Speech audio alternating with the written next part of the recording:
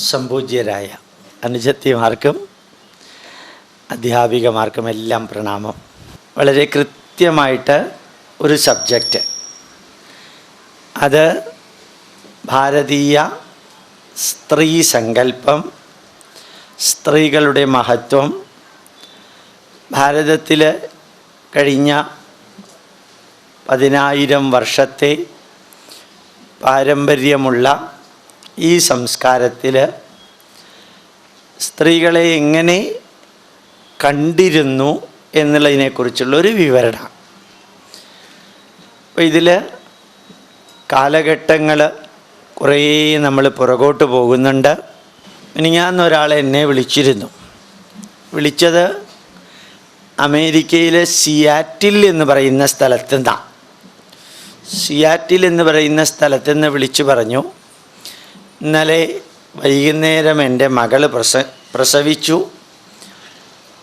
അപ്പോൾ ജാതകം എഴുതുമ്പോൾ എവിടത്തെ ജാതകം എഴുതുക? കേരളത്തിലെ ടൈം വെച്ച് എഴുതണോ, അമേരിക്കയിലെ ടൈം വെച്ച് എഴുതണോ, അല്ല ഗ്രീൻവിച്ച് രേഖയിലെ ടൈം വെച്ച് എഴുതണോ? അപ്പോൾ ഞാൻ ചോദിച്ചു, നിങ്ങൾ ആരോടാണ് ഇതാദ്യം ചോദിച്ചത്? ആ സ്ത്രീ പറഞ്ഞു, ഞാൻ 5-6 പേരോട് ചോദിച്ചു, എല്ലാവരും ഓരോ തരത്തിലുള്ള ഉത്തരമാണ് പറയുന്നത്. ഞാൻ അവരോട് പറഞ്ഞു, ജാതകം എഴുതണമെന്ന് നിർബന്ധം ഉണ്ടെങ്കിൽ വേറെ ഒന്നും നോക്കാനില്ല.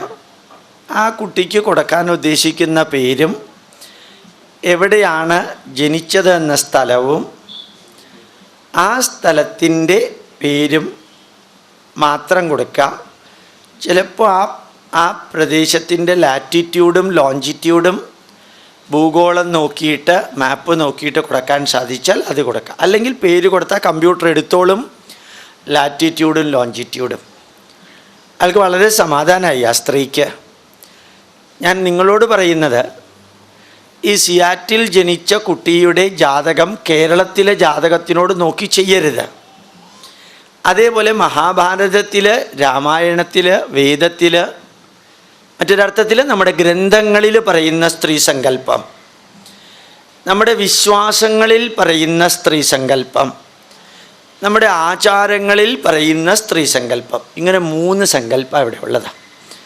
ഒന്ന്, ഗ്രന്ഥങ്ങളിൽ പറയുന്ന, ഭാരതീയമായ ഗ്രന്ഥങ്ങളിൽ പറയുന്ന ഒരു ഐഡിയൽ സ്ത്രീ എങ്ങനെ ഉണ്ടാവണം.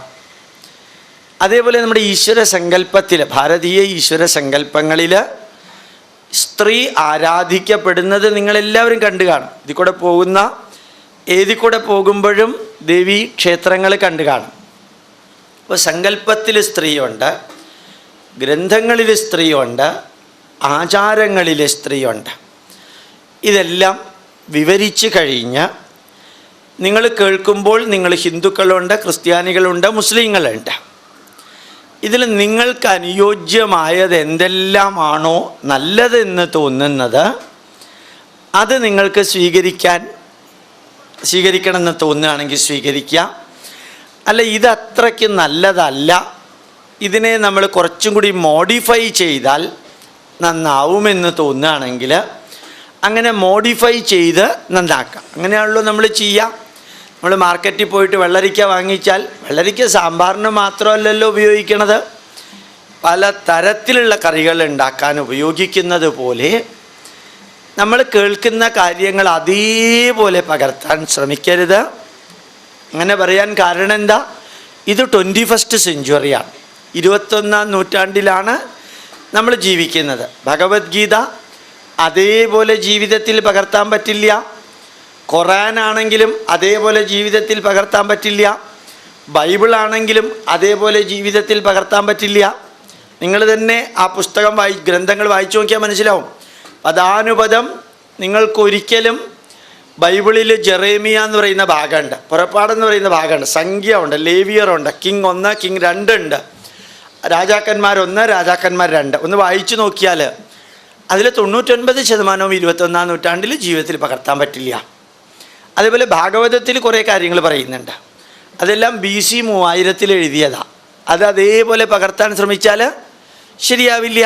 മഹാഭാരതത്തിൽ പറഞ്ഞിരിക്കുന്ന കുറേ കാര്യങ്ങളുണ്ട്, അത് അതേപോലെ ഈ കാലഘട്ടത്തിൽ നമുക്ക് പകർത്താൻ സാധിക്കില്ല. ആരാധ്യനായ പ്രവാചകനായ മുഹമ്മദ് നബി പറഞ്ഞിരിക്കുന്നത് നിങ്ങൾ ഖുർആൻ വായിച്ചു നോക്കുക, പദാനുപദം വായിച്ചു നോക്കുക. ഞാൻ 2 പ്രാവശ്യം വായിച്ചിട്ടുണ്ട്. വളരെ നന്നായിട്ട് ഒരു മൗലവി എഴുതിയ പുസ്തകം വായിച്ചിട്ടുണ്ട്. അതിൽ കുറേ കാര്യങ്ങൾ ഇന്ന് വളരെ നല്ലതാണ്. വേറെ കുറേ കാര്യങ്ങൾ ഇന്നത്തെ കാലത്ത് നിങ്ങൾക്കും മുസ്ലിങ്ങൾക്കും ജീവിതത്തിൽ പകർത്താൻ പറ്റില്ല, ശ്രമിച്ചാലും പറ്റില്ല. അപ്പോൾ അതുകൊണ്ട് നമ്മൾ എന്നും എന്ത് കേട്ടാലും എന്ത് പഠിച്ചാലും എന്ത് ചർച്ച ചെയ്താലും എന്ത് ചിന്തിച്ചാലും, കേട്ടാലും കണ്ടാലും ചർച്ച ചെയ്താലും ചിന്തിച്ചാലും, listening, watching, discussing and thinking, അതിനെ addition, deletion, modification and correction വിധേയമാക്കണം. അല്ലാതെ അതേപോലെ ജീവിതത്തിൽ പകർത്താനായിട്ട് ശ്രമിക്കരുത്. പ്രത്യേകിച്ച് മോസ്റ്റ് മോഡേൺ സയൻറ്റിഫിക് യുഗത്തിലാണ് നമ്മൾ ജീവിക്കുന്നത്. അതുകൊണ്ട് തന്നെ ഇനി നമുക്ക് വിഷയത്തിലേക്ക് കടക്കാം. ഭാരതത്തിലെ ഗ്രന്ഥങ്ങളിൽ സ്ത്രീ സങ്കല്പമുണ്ട്. ഭാരതത്തിലെ ഗ്രന്ഥങ്ങളിലെ സ്ത്രീ സങ്കല്പം എന്ന് പറയുന്നത് സ്ത്രീ ദേവതയാണ്. ദേവത എന്ന വാക്ക് വേദത്തിൽ നിന്ന് വന്നിരിക്കുന്നതാണ്. ദേവത എന്ന വാക്ക് വേദത്തിൽ നിന്ന് വന്നിരിക്കുന്നതാണ്. ആ വേദത്തിൽ തന്നെയാണ് പവിത്രമായ സർവ്വതിനെയും സ്ത്രീയുടെ പേരിലാണ് അറിയപ്പെടുന്നത്. പവിത്രമായ സർവ്വതിനെയും സ്ത്രീയുടെ പേരിലാണ് അറിയപ്പെടുന്നത്. എന്താ പറഞ്ഞതിൻ്റെ അർത്ഥം? ഭൂമി എന്ന സങ്കല്പമുണ്ട്. ഭൂമി എന്ന സങ്കല്പം അത് വെറും കല്ലും മണ്ണും കൊണ്ടുണ്ടാക്കിയതാണെന്ന് എല്ലാവർക്കും അറിയാം, നിങ്ങൾക്കും അറിയാം ഇല്ലേ? മൃത് ജല ശിഖി വായുമയോ ഭൂഗോള സർവതോ വൃത്ത. മൃത്ത് മണ്ണ്, ജലം, വായു, അഗ്നി, ഈ 4 കൊണ്ടുണ്ടാക്കിയിരിക്കുന്ന ഭൂമി ഗോളാകൃതിയാണ്. അപ്പോൾ വെറും മണ്ണും കല്ലും കൊണ്ടുണ്ടാക്കിയിരിക്കുന്ന ഭൂമിയെ നമ്മൾ വേദത്തിൽ എന്താ പറയുക? അയം മാതാ പൃഥ്വി പുത്രോഹം പൃഥിവ്യ. ഈ ഭൂമി, പൃഥ്വി എന്ന് വെച്ചാൽ ഭൂമി, എൻ്റെ അമ്മയാണ്, ഞാൻ അമ്മയുടെ മകനാണ്. അഹം പുത്രഃ ഭവതി, ഈ ഭൂമിയുടെ മകനാണ്. അപ്പം മാതൃസങ്കല്പം ഭൂമിക്ക് നമ്മൾ കൊടുത്തു. ഭൂമി ദേവി എന്ന് നമ്മൾ പറഞ്ഞു. അപ്പോൾ സ്ത്രീ എന്ന് പറയുന്നത് ക്ഷമയുടെ സൃഷ്ടിചക്രത്തിൻ്റെ എല്ലാം ഭാഗമായിട്ടുള്ള ഭൂമിയെ നമ്മൾ ഭംഗിയായിട്ട് ദേവതയായിട്ട് കണ്ടു. അടുത്തത് ഗംഗ. ഗംഗാദേവി എന്നാണ് പറയാം, ഗംഗാമാത എന്നാണ് പറയാം. നമ്മൾ ഗംഗാനദി അപ്പുറത്തേക്കും ഇപ്പുറത്തേക്കും ക്രോസ് ചെയ്യാൻ ബോട്ടിൽ കയറിയാൽ, ഋഷികേശിൽ ഹരിദ്വാറിലൊക്കെ കയറിയാൽ എല്ലാവരും ഗംഗാമയ്യ ഗംഗാമയ്യ എന്നാണ് പറയുക. എന്തു അമ്മയുടെ വാത്സല്യം എത്രയുണ്ടോ ആ അമ്മയുടെ വാത്സല്യത്തെക്കുറിച്ച് പറയുന്ന മാതിരിയാണ് ഗംഗയുടെ വാത്സല്യത്തെക്കുറിച്ച് പറയുക. അവിടെ നമ്മൾ ഓട്ടോറിക്ഷയിൽ, ഞാൻ കഴിഞ്ഞ ഫെബ്രുവരിയിൽ ഋഷികേശിൽ നിന്ന് ഹരിദ്വാറിൽ വന്നപ്പോൾ ആ ഓട്ടോറിക്ഷയിലുള്ള കുറേ പോലീസ് ഇൻസ്പെക്ടർമാരൊക്കെ പറയുകയാണ്, ലോകത്തിലെ സ്ത്രീകൾ ഗംഗയെ പോലെ ഉണ്ടാവണമെന്ന്. പോലീസുകാരാണ്, എനിക്കറിഞ്ഞൂടാ. അവർ ആ വണ്ടി ഞങ്ങൾ ഒരുമിച്ച് 10 രൂപ കൊടുത്ത് കയറി ഋഷികേശിൽ നിന്ന് ഹരിദ്വാർ വരെ വരുമ്പോൾ പറയാം, അല്ല ഈ ഗംഗയെ പോലെ ഉണ്ടാവണം സ്ത്രീകൾ. അവർ തമ്മിൽ ചർച്ച ചെയ്യാം. എന്തായാലും പറഞ്ഞെന്നറിയോ? ഏത് മനുഷ്യൻ്റെയും അകത്തെയും പുറത്തെയും അഴുക്ക് കളയുന്ന ഗംഗയെപ്പോലെ മനുഷ്യ മനസ്സുകളെ നിർമ്മലമാക്കാൻ സാധിക്കുന്നത് സ്ത്രീകൾക്ക് മാത്രം. ഏത് തിന്മകളും സ്വീകരിച്ച് നന്മകളാക്കി മാറ്റാൻ സാധിക്കുന്നത് സ്ത്രീകൾക്കാണ്. ഇവർ തമ്മിലുള്ള കൺവെർസേഷനാണ്. അതായത് എത്രയാ 37,000 കുഴലിൽ കൂടെയാണ് വേസ്റ്റ് വെള്ളം ഗംഗാനദിയിലേക്ക് വരുന്നത്. അതിൽ ഏതാണ്ട് 12,000 കുഴൽ വരുന്നത് എരുമയെ കൊന്ന് എരുമയുടെ തോല് സംസ്കരിക്കുമ്പോൾ ആ ലെതർ ഉണ്ടാക്കാൻ സംസ്കരിക്കുന്ന വൃത്തികെട്ട വെള്ളമാണ് ഗംഗയിലേക്ക് വരുന്നത്. 12,000 ഫാക്ടറികളിൽ നിന്ന്, മൊത്തത്തിൽ 37,000 ഫാക്ടറികളിൽ നിന്ന് വരുന്ന വെള്ളത്തെ സ്വീകരിച്ച് ഗംഗ കലക്കി മറിച്ച് വൃത്തിയാക്കി ബേ ഓഫ് ബംഗാളിലേക്ക് കൊണ്ടുപോകുന്നു. എന്താ അതിൻ്റെ അർത്ഥം അറിയോ? വീട്ടിലായാലും സമൂഹത്തിലായാലും രാഷ്ട്രത്തിലായാലും സ്ത്രീകൾക്ക് തിന്മകൾ സ്വീകരിച്ച് ആ തിന്മകൾ ഇല്ലാതെയാക്കാൻ, എന്നിട്ട് സമൂഹത്തിലും കുടുംബത്തിലും നന്മകൾ പരത്താൻ അവർക്ക് സാധിക്കും എന്ന സങ്കല്പം വേദങ്ങളിൽ പറയുന്നു. അപ്പോൾ വേദങ്ങളിൽ പ്രകൃതി ദേവി എന്നാണ് പറയുക. പ്രകൃതിയെ ദേവിയായിട്ടാണ് കാണുക. ഈ പ്രകൃതി സർവചരാചരങ്ങളിലും സന്തുലിതാവസ്ഥ നിലനിർത്തുന്നു. ആ പ്രകൃതിയിൽ മാറ്റങ്ങളുണ്ട്. വേനൽക്കാലം വരും, എന്നിട്ട് വർഷക്കാലം വരും, എന്നിട്ട് തണുപ്പ് കാലം വരും. ഈ മാറ്റത്തിന് വിധേയമായിക്കൊണ്ടിരിക്കുമ്പോഴും പ്രകൃതി തന്നെയാണ് 16 ലക്ഷം തരത്തിലുള്ള ജന്തുക്കൾക്കും 4 ലക്ഷം തരത്തിലുള്ള സസ്യങ്ങൾക്കും 80,000 തരത്തിലുള്ള വൃക്ഷങ്ങൾക്കും 10 ലക്ഷം തരത്തിലുള്ള സൂക്ഷ്മജീവികൾക്കും അമ്മയായി നിലനിൽക്കുന്നത് പ്രകൃതി ദേവിയാണ്. അപ്പം ഞാൻ പറഞ്ഞ നമ്പർ മനസ്സിലായി? 16 ലക്ഷം തരത്തിലുള്ള ജന്തുക്കളുണ്ട് ഭൂമിയിൽ, 4 ലക്ഷം തരത്തിലുള്ള സസ്യങ്ങളുണ്ട്, 80,000 തരത്തിലുള്ള വൻവൃക്ഷങ്ങളുണ്ട്, 10 ലക്ഷം തരത്തിലുള്ള സൂക്ഷ്മജീവികൾ, മൈക്രോബ്സ് എന്ന് പറയും. ബാക്ടീരിയ, ഈസ്റ്റ്, വൈറസ്, അമീബ തുടങ്ങിയ 10 ലക്ഷം തരത്തിലുള്ള ജീവജാലങ്ങൾക്കും നിലനിൽക്കാൻ പാകത്തിന് സർവചൈതന്യവും പകരുന്നത് അമ്മയായ പ്രകൃതി ദേവി. അപ്പോൾ ഭൂമി പ്രകൃതി ദേവിയാണ്, അല്ലെങ്കിൽ ഭൂമാതാവാണ്, ഗംഗാമാതാവാണ്, പ്രകൃതി ദേവിയാണ്. സർവചരാചരങ്ങളിലും നിലനിൽക്കുന്ന ക്ഷമയുടെയും നന്മയുടെയും പ്രതീകമായിട്ട് വേദങ്ങൾ എന്നും സ്ത്രീയെ ആരാധിക്കുന്നു, എന്നും സ്ത്രീയെ ആരാധിക്കുന്നു. അപ്പോൾ ഗ്രന്ഥങ്ങളിൽ ഒന്നിനെക്കുറിച്ച് ഞാൻ പറഞ്ഞു. ഇനി മഹാഭാരതവും രാമായണവും നിങ്ങൾ കേട്ടിട്ടുണ്ടാവില്ല ഇന്ത്യക്കാരായ സ്ഥിതിക്ക്. എന്താ ഇതിനകത്ത് പറയുന്നത്? ഈ 2 ഇതിഹാസവും എഴുതിയത് സ്ത്രീകൾ കാരണമാണ്. എഴുതിയത് പുരുഷന്മാരാണെങ്കിലും ഇതിഹാസം ഉത്ഭവിച്ചത് സ്ത്രീകൾ കാരണമാണ്. നിങ്ങൾ ചിന്തിച്ചിട്ടുണ്ടോ അത്? രാമായണം ആദികാവ്യം അതുണ്ടാവാൻ കാരണം എന്താ? 1 മന്ദര, 2 കൈകേയി, 3 സീത. മറ്റുള്ളവർക്ക് പ്രത്യേകിച്ച് റോളൊന്നുമില്ല. ആ മന്ദര ഇല്ലായിരുന്നെങ്കിൽ രാമായണം ഉണ്ടോ? നിങ്ങൾ വെറുതെ ചിന്തിച്ച് നോക്കുക. മന്ദര ഇല്ലായിരുന്നു എന്ന് വിചാരിക്കാൻ വലിയ വിഷമമൊന്നുമില്ലല്ലോ, അത്ര ചൂടൊന്നുമില്ല. അതുകൊണ്ട് മന്ദര ഇല്ലായിരുന്നെങ്കിൽ അടുത്ത ദിവസം ശ്രീരാമൻ്റെ പട്ടാഭിഷേകം നടക്കും. ശ്രീരാമൻ്റെ പട്ടാഭിഷേകം നടന്നാൽ എന്താ? 1 വർഷം കഴിയുമ്പോൾ ശ്രീരാമൻ്റെ മന്ത്രിസഭയുടെ 1-ാം വാർഷികം, 5 വർഷം കഴിയുമ്പോൾ മന്ത്രിസഭയുടെ 5-ാം വാർഷികം, 25 വർഷം കഴിയുമ്പോൾ സിൽവർ ജൂബിലി, 50 വർഷം കഴിയുമ്പോൾ ഗോൾഡൻ ജൂബിലി. 75 വർഷമായി ശ്രീരാമൻ മന്ത്രിസഭ ഉണ്ടാക്കിയിട്ട് 75 വർഷം കഴിയുമ്പോൾ ശ്രീരാമൻ ഒരു 86-88 വയസ്സായിട്ടുണ്ടാവും. അപ്പോൾ മാതൃഭൂമി പേപ്പറിൻ്റെ 8-ാമത്തെ പേജിൽ വരും, വാർദ്ധക്യ സഹജമായ രോഗം കൊണ്ട് ശ്രീരാമൻ ഇഹലോകവാസം വെടിഞ്ഞു എന്ന് വരും. ഇപ്പം ഞാൻ പറഞ്ഞതെല്ലാം കൂടി ചേർത്ത് എഴുതിയാൽ രാമായണം എത്ര പേജ് ഉണ്ടാവും? കൂടി വന്നാൽ 3 പേജ്. ഇയാൾ പറഞ്ഞ മാതിരി 3 പേജ് ഉണ്ടാവും. ഞാൻ പറഞ്ഞത് മുഴുവനും വിസ്തരിച്ചെഴുതിയാൽ 3 പേജ് അല്ലെങ്കിൽ 5 പേജ്. ഇപ്പം രാമായണം എത്ര പേജ് ഉണ്ട്? ഇപ്പം രാമായണം ഏതാണ്ട് 930 പേജ് ഉണ്ട്. നല്ല രീതിയിൽ വാൽമീകി എഴുതിയ വലിയ രീതിയിലുള്ള വളരെ എടുത്താണെങ്കിൽ 1100 പേജ് ഉണ്ട്. 24,000 ശ്ലോകമുണ്ട്.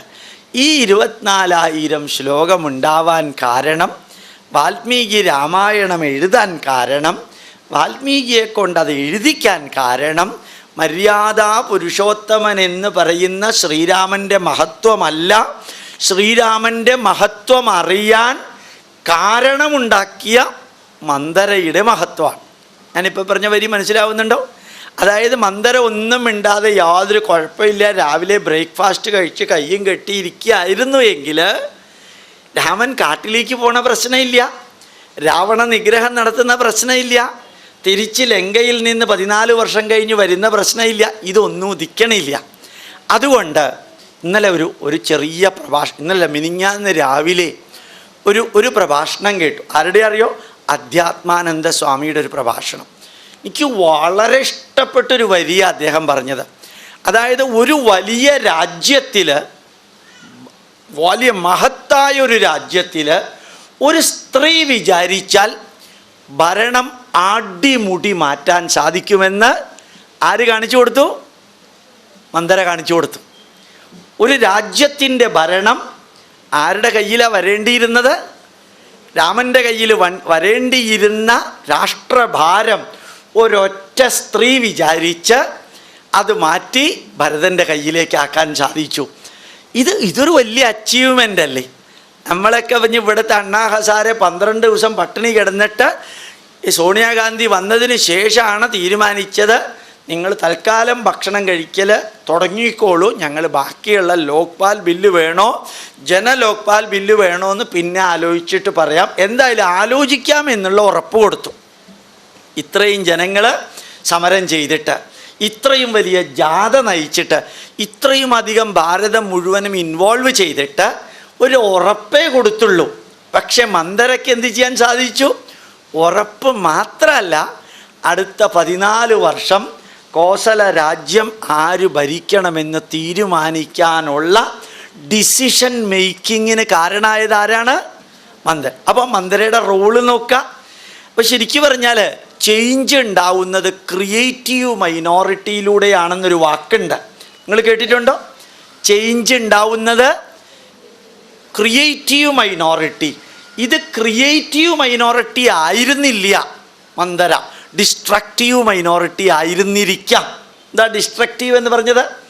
രാമനെ കാട്ടിലയച്ച് ഭരതനെ സ്ഥാപിച്ചു. പക്ഷെ ഭരതൻ്റെ ഭരണം എങ്ങനെയുണ്ടായിരുന്നു? അതിഗംഭീരായിരുന്നു. ഡോക്ടർ APJ അബ്ദുൽ കലാം അമേരിക്കയിലെ പെൻസിൽവാനിയ യൂണിവേഴ്സിറ്റിയിൽ ചെന്ന് ഒരു ലെക്ചർ കൊടുത്തു. അബ്ദുൽ കലാമിനെ കുറിച്ച് കേട്ടിട്ടുണ്ടാവുമല്ലോ, ഇല്ല, ഇന്ത്യക്കാരനായ സ്ഥിതിക്ക് കേട്ടിരിക്കാൻ സാധ്യതയില്ല നിങ്ങൾ. അപ്പോൾ യഥാർത്ഥത്തിൽ എന്തായിരുന്നു Abdul Kalam Pennsylvania university lecture കൊടുത്തറിയാമോ? Failure management. എൻ്റെ പേരെന്താണ്? Failure management. എന്താ ഫെയില്യുവർ മാനേജ്മെൻറ്റ്? അബ്ദുൽ കലാം ഇപ്പോഴും പണ്ടും അദ്ദേഹത്തിൻ്റെ ഗുരു സതീഷ് ധവാനും ചെയ്തിരുന്ന ഒന്ന് തന്നെയാണ്. 29 മിസൈലുകൾ പരീക്ഷണം ചെയ്ത് വിജയിപ്പിച്ചു. ഏതാണ്ട് 32ഓളം സാറ്റലൈറ്റ് പരീക്ഷണം ചെയ്ത് അബ്ദുൽ കലാമിൻ്റെ നേതൃത്വത്തിൽ വിജയിപ്പിച്ചു. ഈ വിജയിക്കുമ്പോഴും പരാജയപ്പെടുമ്പോഴും ഡോക്ടർ അബ്ദുൽ കലാം ഒരു കാര്യം പ്രത്യേകം ശ്രദ്ധിക്കാറുണ്ട്. എന്താ ശ്രദ്ധിക്കുന്നത്? ഏത് റോക്കറ്റ് ലോഞ്ചിങ് വിജയിച്ചാലും അതിൻ്റെ ചുവട്ടിൽ അദ്ദേഹം എഴുതി വയ്ക്കും, പത്രക്കാർക്കും കൊടുക്കും, ഈ വിജയത്തിൻ്റെ സർവ ക്രെഡിറ്റും എൻ്റെ സഹപ്രവർത്തകർക്കുള്ളതാണ്. വിജയത്തിൻ്റെ സർവ ക്രെഡിറ്റും സഹപ്രവർത്തകർക്കുള്ളതാണ്. ഇനി റോക്കറ്റ് ലോഞ്ചിങ് പരാജയപ്പെട്ടു എന്ന് വിചാരിക്കുക, അപ്പോൾ എന്താ ഇതിന് പറയുക? അതാണ് ഫെയില്യുവർ മാനേജ്മെൻറ്റ്. അപ്പോൾ എന്ത് പറയും? ഈ പരാജയത്തിൻ്റെ പൂർണ്ണ ഉത്തരവാദിത്വം ഞാൻ എൻ്റെ ചുമലിൽ ഏറ്റെടുക്കുന്നു. ഇതാരുടെ വരിയ അറിയോ? ഇത് ഭരതൻ്റെ വരിയ. അബ്ദുൽ കലാം അത് പറയാറുമുണ്ട്, ഭരതൻ്റെ വരിയാണ്. അടുത്ത 14 വർഷം ഈ രാജ്യം ഞാൻ ഭരിക്കുമ്പോൾ ഈ രാജ്യത്തിലുണ്ടാകുന്ന സർവ നന്മകളും ഹേ ജ്യേഷ്ഠ ശ്രീരാമ അങ്ങയുടെ ഉത്തരവാദിത്വത്തിലായിരിക്കും നന്മകൾ. ഞാൻ ഈ 14 വർഷം ഈ രാജ്യം ഭരിക്കുമ്പോൾ എന്ത് തിന്മകൾ ഈ രാജ്യത്തിലുണ്ടായാലും, എന്ത് പ്രശ്നം ഉണ്ടായാലും അതിൻ്റെ മുഴുവനും ഉത്തരവാദിത്വം എൻ്റെ ചുമലിലായിരിക്കും. ഇതാണ് അബ്ദുൽ കലാം കോട്ടിയത്. അങ്ങനെ ഉജ്ജ്വലനായ ഒരു ഭരതനെ സിംഹാസനത്തിലിരുത്താൻ പാകത്തിന് കപ്പാസിറ്റി ഉണ്ടായിരുന്ന സ്ത്രീ ആരായിരുന്നു? മന്ദര. ഈ മന്ദരയ്ക്ക് കറക്റ്റ് ആരിൽ മാറ്റം ഉണ്ടാക്കണം എന്നറിയാമായിരുന്നു. ആരിൽ മാറ്റം ഉണ്ടാക്കിയാലേ രാഷ്ട്രത്തിൽ മാറ്റം ഉണ്ടാവുള്ളൂ.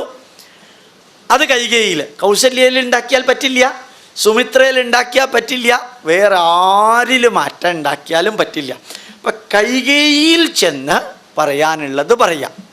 അപ്പോൾ ഒരു സ്ത്രീ മറ്റൊരു സ്ത്രീയിൽ മാറ്റം ഉണ്ടാക്കി ആ സ്ത്രീ ഈ രാഷ്ട്രഭാരത്തിൻ്റെ ഏറ്റവും മുകളിലിരിക്കുന്ന വ്യക്തിയുടെ മനസ്സിൽ മാറ്റം ഉണ്ടാക്കി. അർത്ഥം മനസ്സിലായോ?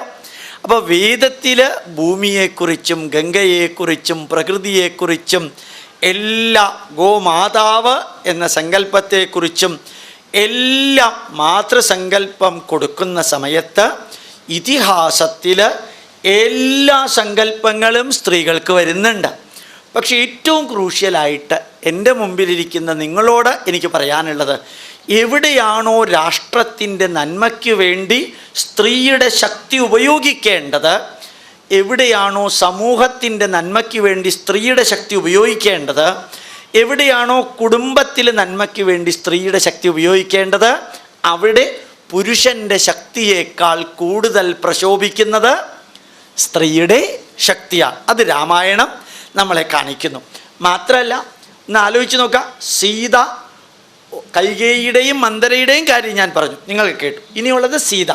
സീതയുടെ നോക്കുക, സീത രാമനോട് പറഞ്ഞു, ആ സ്വർണ്ണ നിറത്തിലുള്ള മാൻ എനിക്ക് കിട്ടിയേ തീരൂ. രാമൻ പറഞ്ഞു, അത് ആവശ്യമില്ലാത്തതാണ്, അത് സ്വർണ്ണ നിറത്തിലുള്ള മാനല്ല, അത് ഏതോ തല്ലിപ്പൊളിയന്മാർ പറ്റിക്കാൻ വേണ്ടിയിട്ട് വരുന്നതാണ്. ഇതൊന്നും സീതയ്ക്ക് ബാധിച്ചില്ല. സീത തെറ്റായ ഒന്നിൽ ഉറച്ചു നിന്നു. എന്നിട്ട് എന്തു പറ്റി? ആ രാമൻ അതിൻ്റെ പുറകെ പോയി. ഇന്നിപ്പോൾ ലക്ഷ്മണൻ കുറച്ച് കഴിഞ്ഞപ്പോൾ ഒരു ശബ്ദം കേട്ടു. നിങ്ങൾ കേട്ടിട്ടുണ്ടോ അത്? എന്താ ശബ്ദം കേട്ടത്? ഹാ സീതേ, ഹാ ലക്ഷ്മണ എന്ന് വിളിച്ച് ആ മാരീചൻ എന്ന മാൻ അത് പെടഞ്ഞു വീഴുന്ന ശബ്ദത്തിൽ, ആ ശബ്ദം രാമൻ്റെ ശബ്ദത്തിലാണ് ഇവർ കേട്ടത്. അപ്പോൾ സീതയും ലക്ഷ്മണനും വിചാരിക്കാമായിരുന്നു രാമനാണ് മരിച്ചത്, മരിക്കാൻ പോകുന്നത്, അല്ലെങ്കിൽ അപകടത്തിൽപ്പെട്ടത്. ലക്ഷ്മണൻ ഉറപ്പിച്ചു പറഞ്ഞു, രാമനൊന്നും സംഭവിക്കില്ല, എനിക്ക് ഉറപ്പുണ്ട്, അത്രയും കപ്പാസിറ്റിയുള്ള രാമന് ഒന്നും സംഭവിക്കില്ല. അപ്പം സീത പറഞ്ഞു, എന്താ സീത പറഞ്ഞെന്നറിയോ? സ്ത്രീകൾ മാത്രമുള്ളത് കൊണ്ട് നിങ്ങളിത് അറിഞ്ഞിരിക്കണം. സീത പറഞ്ഞു, ഹേ ലക്ഷ്മണ, എനിക്ക് നിന്നെക്കുറിച്ചും ഭരതനെക്കുറിച്ചും ഒരു സംശയമുണ്ട്. നിന്നെക്കുറിച്ചും ഭരതനെക്കുറിച്ചും എനിക്ക് ഒരു സംശയമുണ്ട്. എന്താണെന്നോ?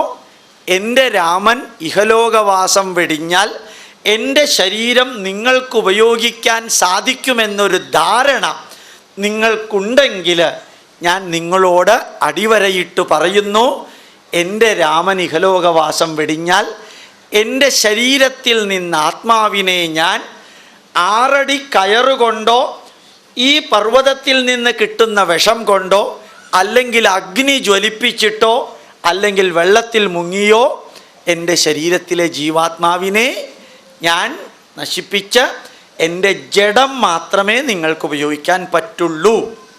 അപ്പം ഞാൻ പറഞ്ഞ മലയാളത്തിലെ അർത്ഥം മനസ്സിലായോ? അതായത് എൻ്റെ ലിവിങ് ബോഡി ഉപയോഗിക്കാൻ സാധ്യമല്ല, എൻ്റെ ഡെഡ് ബോഡി.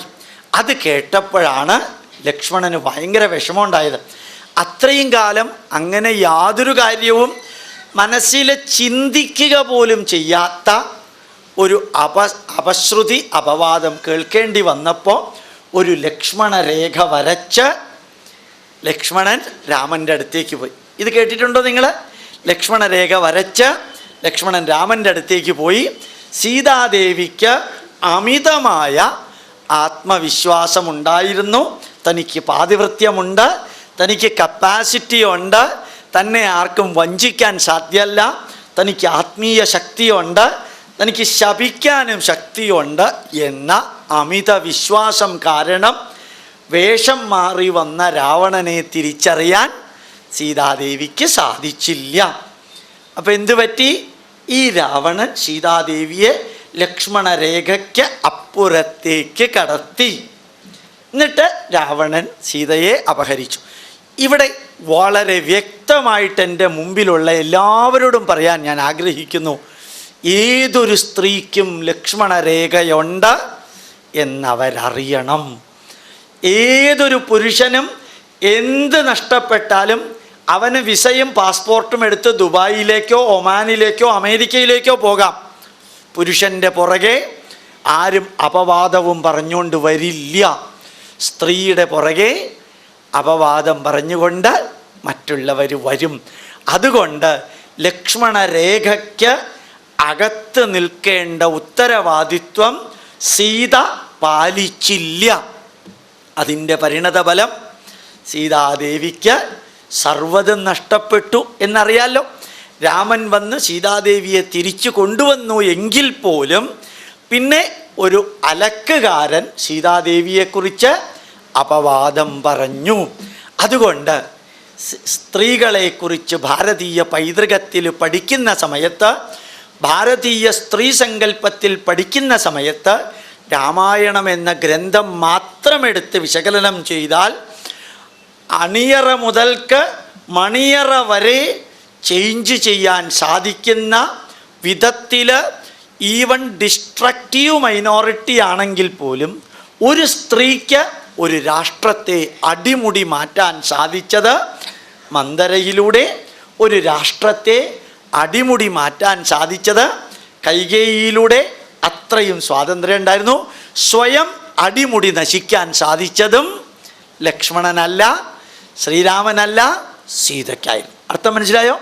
അപ്പം എത്ര കുലീന സ്ത്രീയാണെങ്കിലും ശ്രീരാമൻ്റെ ഭാര്യ അഥവാ ലക്ഷ്മി ദേവിയുടെ അവതാരം, സർവ്വതും ചകഞ്ഞവർ, പാതിവൃത്യമുള്ളവർ, കാട്ടിൽ 13 വർഷം ശ്രീരാമൻ്റെ കൂട്ടത്തിലുണ്ടായിരുന്നവർ, നല്ല രീതിയിൽ ഭർത്തൃസ്നേഹമുള്ളവൾ, സൗന്ദര്യമുള്ളവൾ, നല്ല അറിവുള്ളവൾ, അസ്ത്രം പോലും കുലയ്ക്കാൻ അറിയാവുന്ന സ്ത്രീയായിട്ടുള്ള ആ സീതാദേവി തൻ്റെ അനുസരണക്കേടും തന്നെ സംരക്ഷിച്ചവരോടുള്ള അപവാദ പ്രചരണവും നടത്തിയപ്പോൾ നശിച്ചതാരാ? അർത്ഥം മനസ്സിലാവുന്നുണ്ടോ? ഞാൻ ഒന്നും ഒരു യൂട്ടോപ്പിയൻ സിദ്ധാന്തം പറയല്ല. 21-ാം നൂറ്റാണ്ടിൽ നമ്മൾ ജീവിതത്തിൽ പരിപാലിക്കേണ്ട 3 സ്ത്രീകളുടെ അവസ്ഥ: 1 മന്ദര, 2 കൈകേയി, 3 സീതാദേവി. സീതാദേവിയുടെ കഥ മുഴുവനൊന്നും ഞാൻ പറയുന്നില്ല. ഇത് തന്നെ ഒന്ന് മഹാഭാരതത്തിലേക്ക് വന്ന് നോക്കാം. ആദ്യം ഓർമ്മിക്കേണ്ട സ്ത്രീ എന്ന് പറയുന്നത് ഗാന്ധാരി. ഗാന്ധാരിയുടെ ഭർത്താവിൻ്റെ പ്രത്യേകത അറിയോ നിങ്ങൾക്ക്? ധൃതരാഷ്ട്രർ. അന്ധനാണ്, കണ്ണ് കണ്ടൂടാ. തനിക്കുള്ള മക്കൾക്കുണ്ടാകുന്ന ഗുണദോഷങ്ങൾ തിരുത്താൻ അച്ഛനായ ധൃതരാഷ്ട്രർക്ക് സാധിക്കില്ല. എന്താ കാരണം? കാഴ്ചയില്ല. അതേ സമയത്ത് ധൃതരാഷ്ട്രരുടെ ഭാര്യ ആരാ? ഗാന്ധാരിക്ക് കാഴ്ചയുണ്ടോ? ഉണ്ട്. പക്ഷെ കാണാൻ സാധിക്കുമായിരുന്നോ? എന്താ പറ്റിയത്? ഒരമ്മ കണ്ണുകെട്ടി നടന്നു. എന്തിന് നടന്നു കണ്ണുകെട്ടി? പാതിവൃത്യത്തിൻ്റെ പേരിൽ. പാതിവൃത്യത്തിൻ്റെ പേരിൽ ഒരു സ്ത്രീ കണ്ണുകെട്ടി നടന്നപ്പോൾ സംഭവിച്ചതെന്താ? മക്കളെല്ലാം ദുസ്വഭാവവും ദുർഗുണവും അധർമ്മവും അസത്യവും അനീതിയും അന്യായവും ചെയ്യുന്നവരായി മാറി. മനസ്സിലാക്കാൻ വിഷമോ ഇല്ലല്ലോ? അതായത് ഒരമ്മ, ഒരു സഹോദരി, ഒരു ഭാര്യ, ആരായാലും ശരി, അവർ കണ്ണുകെട്ടി നടന്നാൽ ആ കുടുംബം മുഴുവനും അധപ്പതിക്കുമെന്നുള്ളതിന് ഇത്രയും വലിയ ഒരു തെളിവ് നമുക്ക് ആവശ്യമില്ല. ചിലപ്പോൾ വീടിൻ്റെ നന്മയ്ക്ക് വേണ്ടി നിരന്തരം പ്രവർത്തിക്കുന്ന സ്ത്രീക്ക് വിജയിക്കാൻ സാധിച്ചു എന്ന് വന്നില്ല എന്ന് വരാം. ചിലപ്പോൾ പരാജയപ്പെട്ടു എന്ന് വരാം. എന്താ ഉദാഹരണം? രാവണൻ്റെ ഭാര്യയുടെ പേരറിയോ നിങ്ങൾക്ക്? മണ്ഡോദരി. മണ്ഡോദരി രാവണനോട് പറഞ്ഞു, അങ്ങ് മറ്റൊരാളുടെ ഭാര്യയെ സ്വീകരിക്കരുത്, അങ്ങൊരു രാജാവാണ്. മണ്ഡോദരി രാവണനോട് പറഞ്ഞു, അങ്ങൊരു രാജാവാണ്, ഒരു രാജ്യത്തെ പ്രതിനിധാനം ചെയ്യുന്ന വ്യക്തിയാണ്, ധർമ്മബോധം ഉണ്ടാവേണ്ട വ്യക്തിയാണ്. ഒരു രാജാവിന് 1-ൽ കൂടുതൽ ഭാര്യകൾ വേണമെങ്കിൽ അതാകാമെന്ന് അനുശാസിക്കുന്നു. പക്ഷെ എന്തിന് മറ്റൊരാളുടെ ഭാര്യയെ അങ്ങ് സ്വീകരിക്കണം? മറ്റൊരാളുടെ ഭാര്യയെ അങ്ങ് സ്വീകരിച്ചാൽ ആ പതിവ്രതയായ സീതയുടെ ശാപമോ സീതയുടെ ഭർത്താവിൻ്റെ അസ്ത്രത്തിൻ്റെ മുമ്പിൽ അങ്ങക്ക് നിലനിൽപ്പോ ഉണ്ടാവില്ല. അങ്ങ് സ്വയം നശിക്കാൻ മറ്റൊരാളുടെ ഭാര്യയെ അങ്ങയുടെ മണിയറയിലേക്ക് കൊണ്ടുവരരുത് എന്ന് ഈ രാവണൻ്റെ ഭാര്യ മണ്ഡോദരി പറഞ്ഞിട്ടും രാവണൻ കേട്ടില്ല. രാവണൻ്റെ മക്കള് ഇന്ദ്രജിത്തും കേട്ടില്ല. അവസാനം എന്തു സംഭവിച്ചു? നല്ല ഒരു സ്ത്രീയായ മണ്ഡോദരി രാവണന് കൊടുത്ത ഉപദേശം കേട്ടില്ല. രാവണൻ സ്വയം രാമൻ്റെ അസ്ത്രത്തിൽ മരിച്ചു. ഈ രാവണൻ്റെ മക്കൾ മരിച്ചു. രാവണൻ്റെ അനുജനായ കുംഭകർണൻ മരിച്ചു. രാവണൻ ചെയ്ത തെറ്റിൻ്റെ കൂട്ടത്തിൽ നിൽക്കാത്ത വിഭീഷണന് മാത്രം ഒന്നും സംഭവിച്ചില്ല. ഇത് ഞാൻ പറഞ്ഞത് എന്തിനറിയോ? ഒരു ഭർത്താവിനെ നല്ല നിലയിൽ നയിക്കാനുള്ള കർത്തവ്യം ഗാന്ധാരിക്ക് സാധിച്ചില്ല ധൃതരാഷ്ട്രരുടെ അടുത്ത്. ഇവിടെ മണ്ഡോദരിക്ക് സാധിച്ചില്ല രാവണൻ്റെ അടുത്ത്. പക്ഷേ എവിടെ സാധിക്കുമായിരുന്നു? ലക്ഷ്മണൻ്റെ അടുത്ത് ഊർമിളയ്ക്ക് സാധിച്ചു. ഊർമിള പറഞ്ഞു, അങ്ങ് ധൈര്യമായിട്ട് 14 വർഷം കാട്ടിലേക്ക് പോയി വരണം. ഈ രാഷ്ട്രത്തിൻ്റെ നന്മയ്ക്ക് വേണ്ടി ഞാൻ അങ്ങയുടെ പ്രതിനിധിയായിട്ടുണ്ടാവും, അങ്ങ് വിഷമിക്കണ്ട എന്ന് ലക്ഷ്മണൻ്റെ ഭാര്യ ലക്ഷ്മണനോട്, ലക്ഷ്മണൻ്റെ ഭാര്യ ഊർമിള ലക്ഷ്മണനോട് വളരെ ഭംഗിയായിട്ട് സപ്പോർട്ട് ചെയ്തു. ഭരതൻ്റെ ഭാര്യ വളരെ ഗംഭീരമായിട്ട് ഭരതനോട് പറഞ്ഞു, അങ്ങ് 24 മണിക്കൂറും രാഷ്ട്രത്തിൻ്റെ നന്മയ്ക്ക് വേണ്ടി പ്രവർത്തിക്കുക. 14 വർഷം അങ്ങയുടെ ജ്യേഷ്ഠൻ ഇവിടെ ഇല്ല, അങ്ങക്ക് മാർഗനിർദ്ദേശം നൽകാൻ ആരുമില്ല. അങ്ങക്ക് എന്തെങ്കിലും തെറ്റ് സംഭവിച്ചാൽ അത് തിരുത്താനും നന്മ നിറഞ്ഞ രീതിയിൽ പ്രവർത്തിക്കാനും അങ്ങയുടെ ശരീരവും മനസ്സും മുഴുവനും ഈ രാഷ്ട്രത്തിന് വേണ്ടി മാറ്റിവെക്കുക. എന്നെക്കുറിച്ച് അങ്ങ് ഓർക്കണ്ട. 1-2 ദിവസമല്ല, 14 വർഷം. അപ്പോൾ ഭരതൻ്റെ ഭാര്യയ്ക്ക് ഭർത്താവിനെ പൂർണ്ണമായിട്ടും രാഷ്ട്രസേവനം നടത്താൻ വേണ്ടി അയക്കാൻ സാധിച്ചു. ലക്ഷ്മണൻ്റെ ഭാര്യയ്ക്ക് താൻ ഏറ്റെടുത്തിരിക്കുന്ന ഉത്തരവാദിത്വം നിർവഹിക്കാൻ സാധിച്ചു. തെറ്റു പറ്റിയിട്ടുണ്ടെങ്കിലും സീതാദേവിക്ക് ശ്രീരാമൻ അനുഭവിച്ച ദുഃഖങ്ങളും വേദനകളും സ്വയം സഹിക്കാൻ വേണ്ടി ശ്രീരാമൻ്റെ കൂട്ടത്തിൽ ഇറങ്ങി പുറപ്പെടാൻ സാധിച്ചു. നല്ല കൊട്ടാരത്തിൽ സുഖമായി താമസിക്കുന്നതാണ് നല്ലത് എന്ന് സീത വിചാരിച്ചിരുന്നു എങ്കിൽ, അർത്ഥം മനസ്സിലായോ? സീതയോട് കാട്ടിലേക്ക് പോകണമെന്ന് ആരും പറഞ്ഞിട്ടില്ല, രാമനോട് മാത്രമേ പോകണമെന്ന് പറഞ്ഞിട്ടുള്ളൂ. അപ്പോൾ സീത പറയാണ്, അങ്ങ് പോയിട്ട് വരൂ, ഞാനിവിടെ തന്നെ റെസ്റ്റ് എടുക്കാം എന്ന് പറയുന്നതിന് പകരം അങ്ങ് ലോകത്തിലെവിടെയാണെങ്കിലും അങ്ങയുടെ കൂട്ടത്തിൽ തന്നെ ഞാൻ ഉണ്ടാവണം.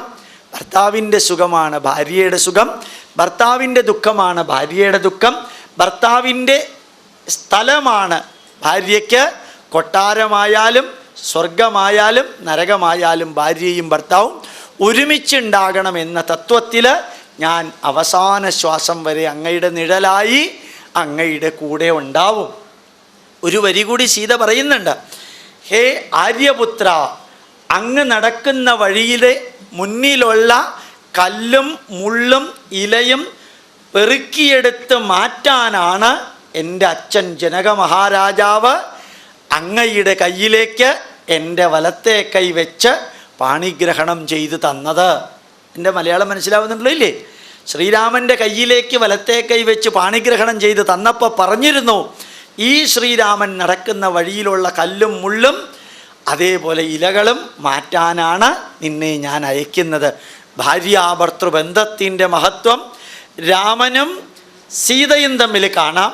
ഭാര്യാഭർത്തൃബന്ധത്തിൻ്റെ മഹത്വം ലക്ഷ്മണനും ഊർമിളയും തമ്മിൽ കാണാം.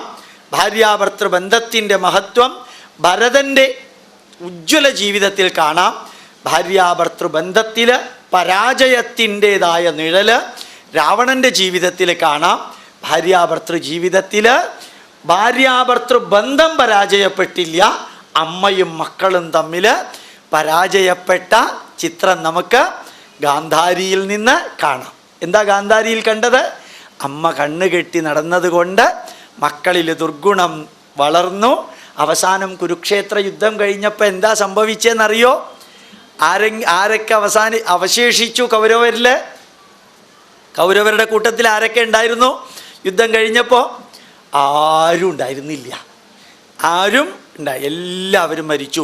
അമ്മ കണ്ണുകെട്ടി നടന്നില്ലായിരുന്നെങ്കിൽ അമ്മ മക്കൾക്ക് സത്യവും ധർമ്മവും നീതിയും പറഞ്ഞു കൊടുത്തിരുന്നു എങ്കിൽ, അമ്മ മക്കൾക്ക് വേണ്ട നന്മ നിറഞ്ഞ മൂല്യങ്ങൾ കൊടുത്തിരുന്നു എങ്കിൽ ഈ കൗരവർ മരിക്കുമായിരുന്നോ? മരിക്കില്ല. അപ്പോൾ പാണ്ഡവരിൽ എത്ര പേര് മരിച്ചു? ആരും മരിച്ചില്ല. എന്താ കാരണം അറിയോ? ഈ 13 വർഷം പാണ്ഡവർ കാട്ടിൽ താമസിക്കേണ്ടി വന്നിട്ടും മാതാവായ കുന്തിദേവി സകല ദുഃഖങ്ങളും അനുഭവിച്ചിട്ടും സകല വേദനകളും അനുഭവിച്ചിട്ടും കൈ നീട്ടി എരന്ന് കിട്ടുന്ന ഭക്ഷണം മക്കളിൽ 5 പേർക്കും പങ്കുവച്ചിട്ടും ആ അമ്മ കുന്തിദേവി മക്കളുടെ മനസ്സിൽ വാശിയും പകയും വിദ്വേഷവും വളർത്തിയില്ല. അപ്പോൾ ഒരു അമ്മ 5 മക്കളിലും വാശിയും പകയും വിദ്വേഷവും വളർത്താത്ത കുന്തി മാതാവ് മക്കളിൽ വാശിയും പകയും വിദ്വേഷവും വളരുന്നത് കണ്ടിട്ട് കാണാൻ പറ്റാത്ത ഗാന്ധാരി എന്ന അമ്മ. മനസ്സിലാവുന്നുണ്ടല്ലോ ഇല്ലേ? അപ്പോൾ ഇതിഹാസത്തിൽ രാമായണത്തിലെ സ്ത്രീ സങ്കല്പം, ഇതിഹാസത്തിൽ മഹാഭാരതത്തിലെ സ്ത്രീ സങ്കല്പം. ചിലപ്പോൾ ചിലരെന്നോട് ചോദിക്കാറുണ്ട്, ഈ പാഞ്ചാലിക്ക് 5 ഭർത്താക്കന്മാർ ഇത് ലോകത്തിൽ നടക്കണ കാര്യമാണോ സാറേ? ഞാൻ അവരോട് പറയാറുണ്ട്, പല പല കാര്യങ്ങൾ സന്ദേശ രൂപത്തിൽ നമ്മളുടെ മുമ്പിലെത്തിക്കാൻ അപ്രായോഗികമായ കുറേ കാര്യങ്ങൾ നമ്മുടെ മുമ്പിലെടുത്തിടും.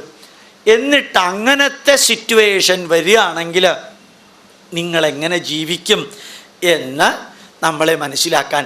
അങ്ങനെ പാഞ്ചാലി 5 പേരെ വിവാഹം കഴിച്ചിട്ടും ഇല്ല, 5 പേരുടെ ഭാര്യയായിട്ട് പാഞ്ചാലി ഇരുന്നിട്ടും ഇല്ല.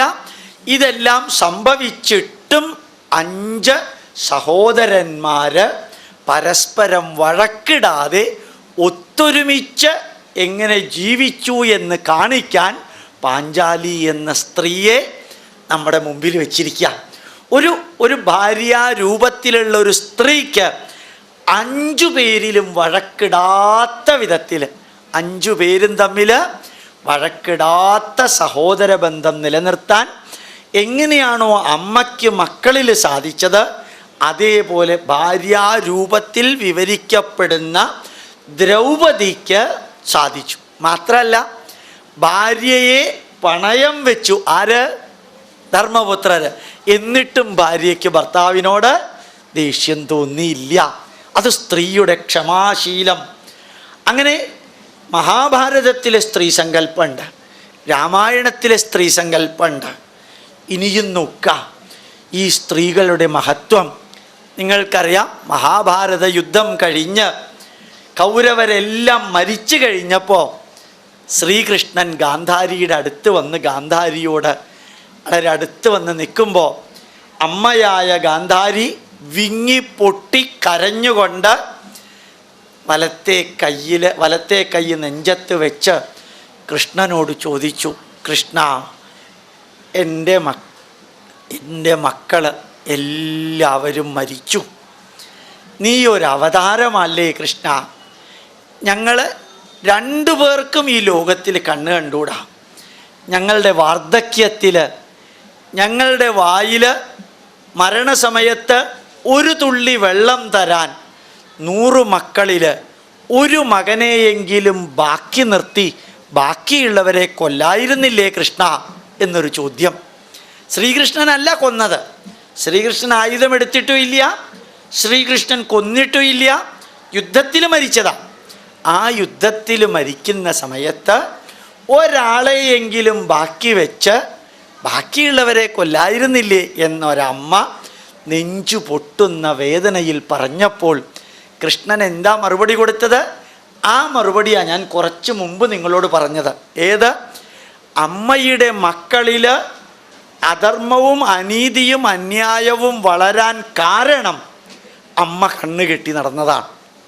അമ്മ കണ്ണുകെട്ടി നടന്നതിൻ്റെ പരിണത ഫലമാണ് മക്കൾ ഇങ്ങനെ ആയിത്തീർന്നത്. അങ്ങനെ ആയിത്തീർന്നതിൻ്റെ പരിണത ഫലമാണ് മക്കൾ മൊത്തം നശിച്ചത്. ഇനി ഞാനൊരു ചെറിയ വരി വേറെ പറയട്ടെ. ഒരു 2 മാസം മുമ്പ് ഞാൻ TV കണ്ടൊരു കാഴ്ച എനിക്ക് ശരിക്കും എല്ലാ കോളേജിലും സ്കൂളിലും പോകുമ്പോൾ പെൺകുട്ടികൾ മാത്രമാണുള്ളതെങ്കിൽ എനിക്ക് പറയണമെന്ന് തോന്നാറുണ്ട്. ഡൽഹി കോടതി 2 മാസം മുമ്പ് ഒരു കൊലയാളിയാണോ കുറ്റവാളിയാണോ അയാളെ 12 വർഷം തടവിന് ശിക്ഷിച്ചു. 2 മാസം മുമ്പുള്ള കാഴ്ചയാണ് ഞാൻ പറയുന്നത്. 12 വർഷം ജീവപര്യന്തം തടവിന് ശിക്ഷിച്ചു. എന്നിട്ട് ആ കോടതി വിധി കഴിഞ്ഞ് ആ വ്യക്തിയുടെ കയ്യിൽ, കുറ്റവാളിയുടെ കയ്യിൽ 2 ചെയിനിട്ട് വിലങ്ങിട്ട് പോലീസുകാർ അയാളെ കോടതിയിൽ നിന്ന് വെളിയിലേക്ക് കൊണ്ടുവരുമ്പോൾ ആ കുറ്റവാളിയുടെ അമ്മ പുറത്ത് നിൽക്കുന്നുണ്ടായിരുന്നു. അമ്മ ഈ മകൻ വരുന്നത് കണ്ട് നെഞ്ചത്തിടിച്ച് മകൻ്റെ അടുത്ത് ചെന്ന് പൊട്ടിക്കരയുന്ന കാഴ്ച ആ TV ഞാൻ കണ്ടു. കുറേ നേരം അവർ കാണിച്ചു. ഈ മകൻ എന്താ ചെയ്തറിയോ? 3 പ്രാവശ്യം കാർക്കിച്ച് തുപ്പലെടുത്ത് അമ്മയുടെ മുഖത്തേക്കൊന്ന് തുപ്പിയിട്ട് പറഞ്ഞു, തൂനെ മുझे ऐसा बनाया, तूने मुझे ऐसा बनाया, तू है इसका कारण. തും എന്നല്ല ഉപയോഗിച്ചത്, ആപ്പ് എന്നല്ല അമ്മയെ ഉപയോഗിച്ചത് തു, നീ. അമ്മയെ ഉപയോഗിച്ച വാക്ക് നീയാണ് എനിക്ക് ഇങ്ങനെ ഒരു അവസ്ഥ ഉണ്ടാക്കിയത്, നീ എന്നെ നല്ല വഴിക്ക് നയിച്ചില്ല. സച്ച് രാസ്ത തുജെ മുജെ നഹി ദിഖായ, നല്ല വഴി നീ എനിക്ക് കാണിച്ചു തന്നില്ല. തോ മേരാ ഈ അവസ്ഥയ്ക്ക് കാരൻ തൂ ഹേ. അവസാനം ഒന്നുകൂടി തുപ്പിയിട്ടാണ് ആ ചെറുപ്പക്കാരൻ നടന്ന് പോലീസ് ജീപ്പിൽ കയറിയത്. ഇത് ഞാൻ എൻ്റെ കണ്ണുകൊണ്ട് കണ്ടതാണ്. അത് കാരണം എൻ്റെ മുമ്പിലുള്ള എൻ്റെ കുടുംബാംഗങ്ങളോട് എനിക്ക് പറയാനുള്ളത്, നമുക്ക് ഇസ്രായേലിലെ സംസ്കാരമല്ല ഇവിടെ ഉള്ളത്, യൂറോപ്പിലെ സംസ്കാരമല്ല, നമുക്ക് മധ്യപൂർവേഷ്യയിലെ മിഡിൽ ഈസ്റ്റ് രാജ്യത്തിലെ സംസ്കാരമല്ല നമ്മുടെ രക്തത്തിലുള്ളത്. ഭാരതത്തിൻ്റെ സംസ്കാരം. നമ്മൾ ക്രിസ്ത്യാനിയോ ഹിന്ദുവോ മുസ്ലിമോ നിരീശ്വരവാദിയോ യുക്തിവാദിയോ ആരുമാകട്ടെ, അതിനുള്ള സ്വാതന്ത്ര്യം നമുക്കുണ്ട് ഭാരതത്തിൽ.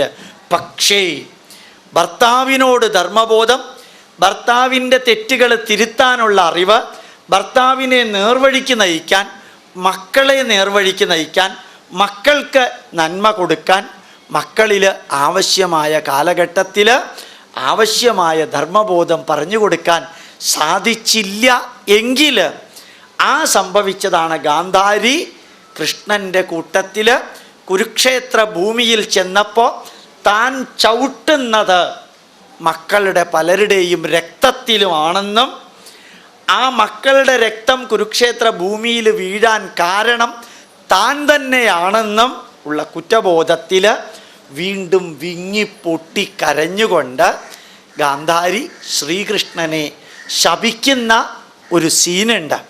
എന്താ ശ്രീകൃഷ്ണനെ ശപിച്ചറിയോ? കൃഷ്ണ, എൻ്റെ കുലത്തിലുള്ളവർ എങ്ങനെയാണോ പരസ്പരം യുദ്ധം ചെയ്ത് സഹോദര പുത്രന്മാർ മരിച്ചത്, അതേപോലെ നിൻ്റെ കുലത്തിലുള്ളവരും പരസ്പരം തമ്മിൽ തല്ലി നശിച്ച് ഇല്ലാതെയാവട്ടെ എന്ന് ഗാന്ധാരി ശ്രീകൃഷ്ണനെ ശപിച്ചു. ഞാൻ ഇതെടുത്തു പറയാൻ ആഗ്രഹിക്കുന്നു. ഏത് പുരുഷൻ വിചാരിച്ചാലും, ഏത് മനുഷ്യൻ വിചാരിച്ചാലും ഒരു സ്ത്രീയുടെ അത്രയും ശക്തി ഉണ്ടാക്കാൻ സാധിക്കില്ല. സ്ത്രീകൾക്കൊരു ധാരണ നമ്മൾ അബലകളാണെന്ന്.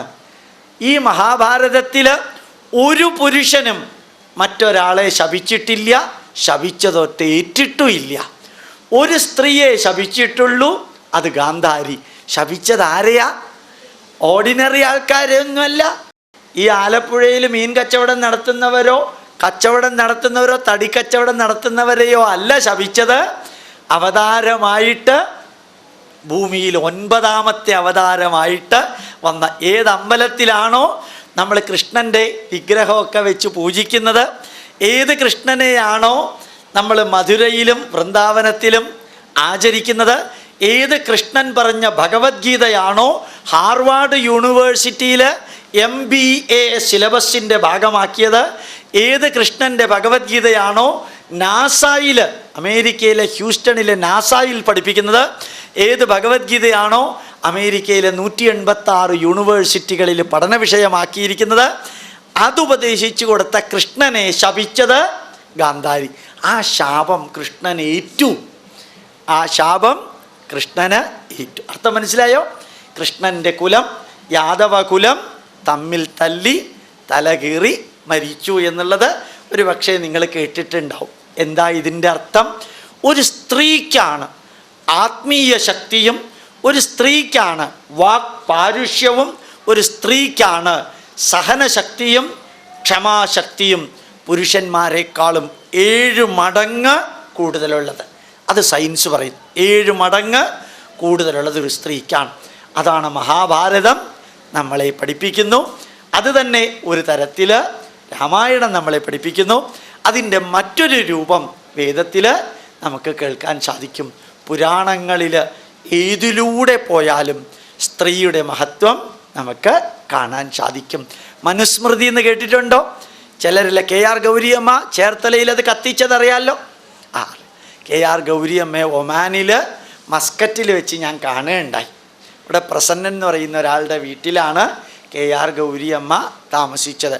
ഈ മനുസ്മൃതി കത്തിച്ചത് ശരിയായി എന്ന് തോന്നുന്നുണ്ടോ ഗൗരിയമ്മയെന്ന് ഞങ്ങൾ ചോദിച്ചു. അപ്പം അപ്പം എന്താ അവർ പറഞ്ഞറിയോ? പറ്റിപ്പോയി ഗോപാലകൃഷ്ണ, അങ്ങനെയൊന്നും വിചാരിച്ചതല്ല. എന്താ പറ്റിയതെന്നറിയോ? ഒന്ന് വായിക്കാതെ, ഒന്ന് നോക്കാതെ, ഒന്ന് പഠിക്കാതെ അമ്മച്ചി പ്രതികരിച്ചപ്പോൾ പറ്റിയതാണ്. എനിക്ക് കെ ആർ ഗൗരിയമ്മയോട് കുറച്ച് അസൂയുണ്ട് കേട്ടോ. അവർക്ക് എത്രയോ 80 വയസ്സായിട്ട് 30 കൊല്ലമൊറ്റയായി തോന്നണം. അവരുടെ തലമുടി ഇപ്പോഴും കറുപ്പാണ്.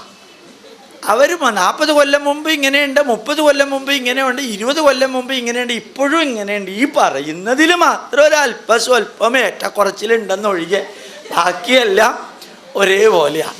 അപ്പോൾ ഞാൻ അവരോട് ചോദിച്ചു, ഏതായാലും കത്തിച്ചത് സ്ത്രീ സ്വാതന്ത്ര്യമർഹതി എന്ന വാക്ക് വായിച്ചിട്ടല്ലേ? അതിൻ്റെ തൊട്ട് ചുവട്ടിൽ ഒരെണ്ണുണ്ട്. എന്താ അത്? എത്ര നാര്യസ്തു പൂജ്യന്തേ രമന്തേ തത്ര ദേവത. എവിടെയാണോ സ്ത്രീകൾ പൂജിക്കപ്പെടുന്നത്, സ്ത്രീകൾ പൂജിക്കപ്പെടുന്നത്, അവിടെ ദേവതമാര് ആനന്ദ നൃത്തം വയ്ക്കുന്നു. ദേവതമാര് ആനന്ദ നൃത്തം വയ്ക്കുന്നു. ഞാൻ കഴിഞ്ഞ വർഷം കൈലാസത്തിലേക്ക് പോയി. കൈലാസ പരിക്രമമൊക്കെ നടത്തി 52 കിലോമീറ്റർ ഒറ്റയ്ക്ക് നടന്നു. ഇപ്പോൾ പോകുന്ന വഴിക്ക് കാണാം ഗൗരീകുണ്ടെന്ന് പറയുന്നൊരു സ്ഥലമുണ്ട്. ഒരു 4 തെങ്ങ് പൊക്കത്ത് കൂടെയാണ് നമ്മൾ പർവ്വതത്തിൻ്റെ മുകളിൽ കൂടെ പോകുന്നത്. അവിടെ നിന്ന് നോക്കിയാൽ താഴത്ത് ഗൗരീകുണ്ടം കാണാം. ചുറ്റും ഐസ. ഗൗരീകുണ്ടത്തിൽ മാത്രം വെള്ളം നല്ല മരതകം മാതിരി പച്ചയും നീലയും കലർന്ന. അത് പാർവതീദേവിക്ക് വേണ്ടി പരമശിവൻ ഉണ്ടാക്കിയ കുളമാണത്രേ. അതിപ്പോഴും നല്ല ചൂടുവെള്ളമാണ്. ഞാൻ അവിടെ നിന്ന് ഒരു ബോട്ടിലെടുക്കാൻ ഒരാളോട് പറഞ്ഞിരുന്നു. അയാൾ താഴത്തേക്ക് പോയി ഒരു ഗ്ലാസ് വെള്ളം, 600 രൂപ കൊടുത്ത് ഞാൻ ഒരു കുപ്പി വെള്ളത്തിന് അവിടെ നിന്ന് കൊണ്ടുവരാനായിട്ട്.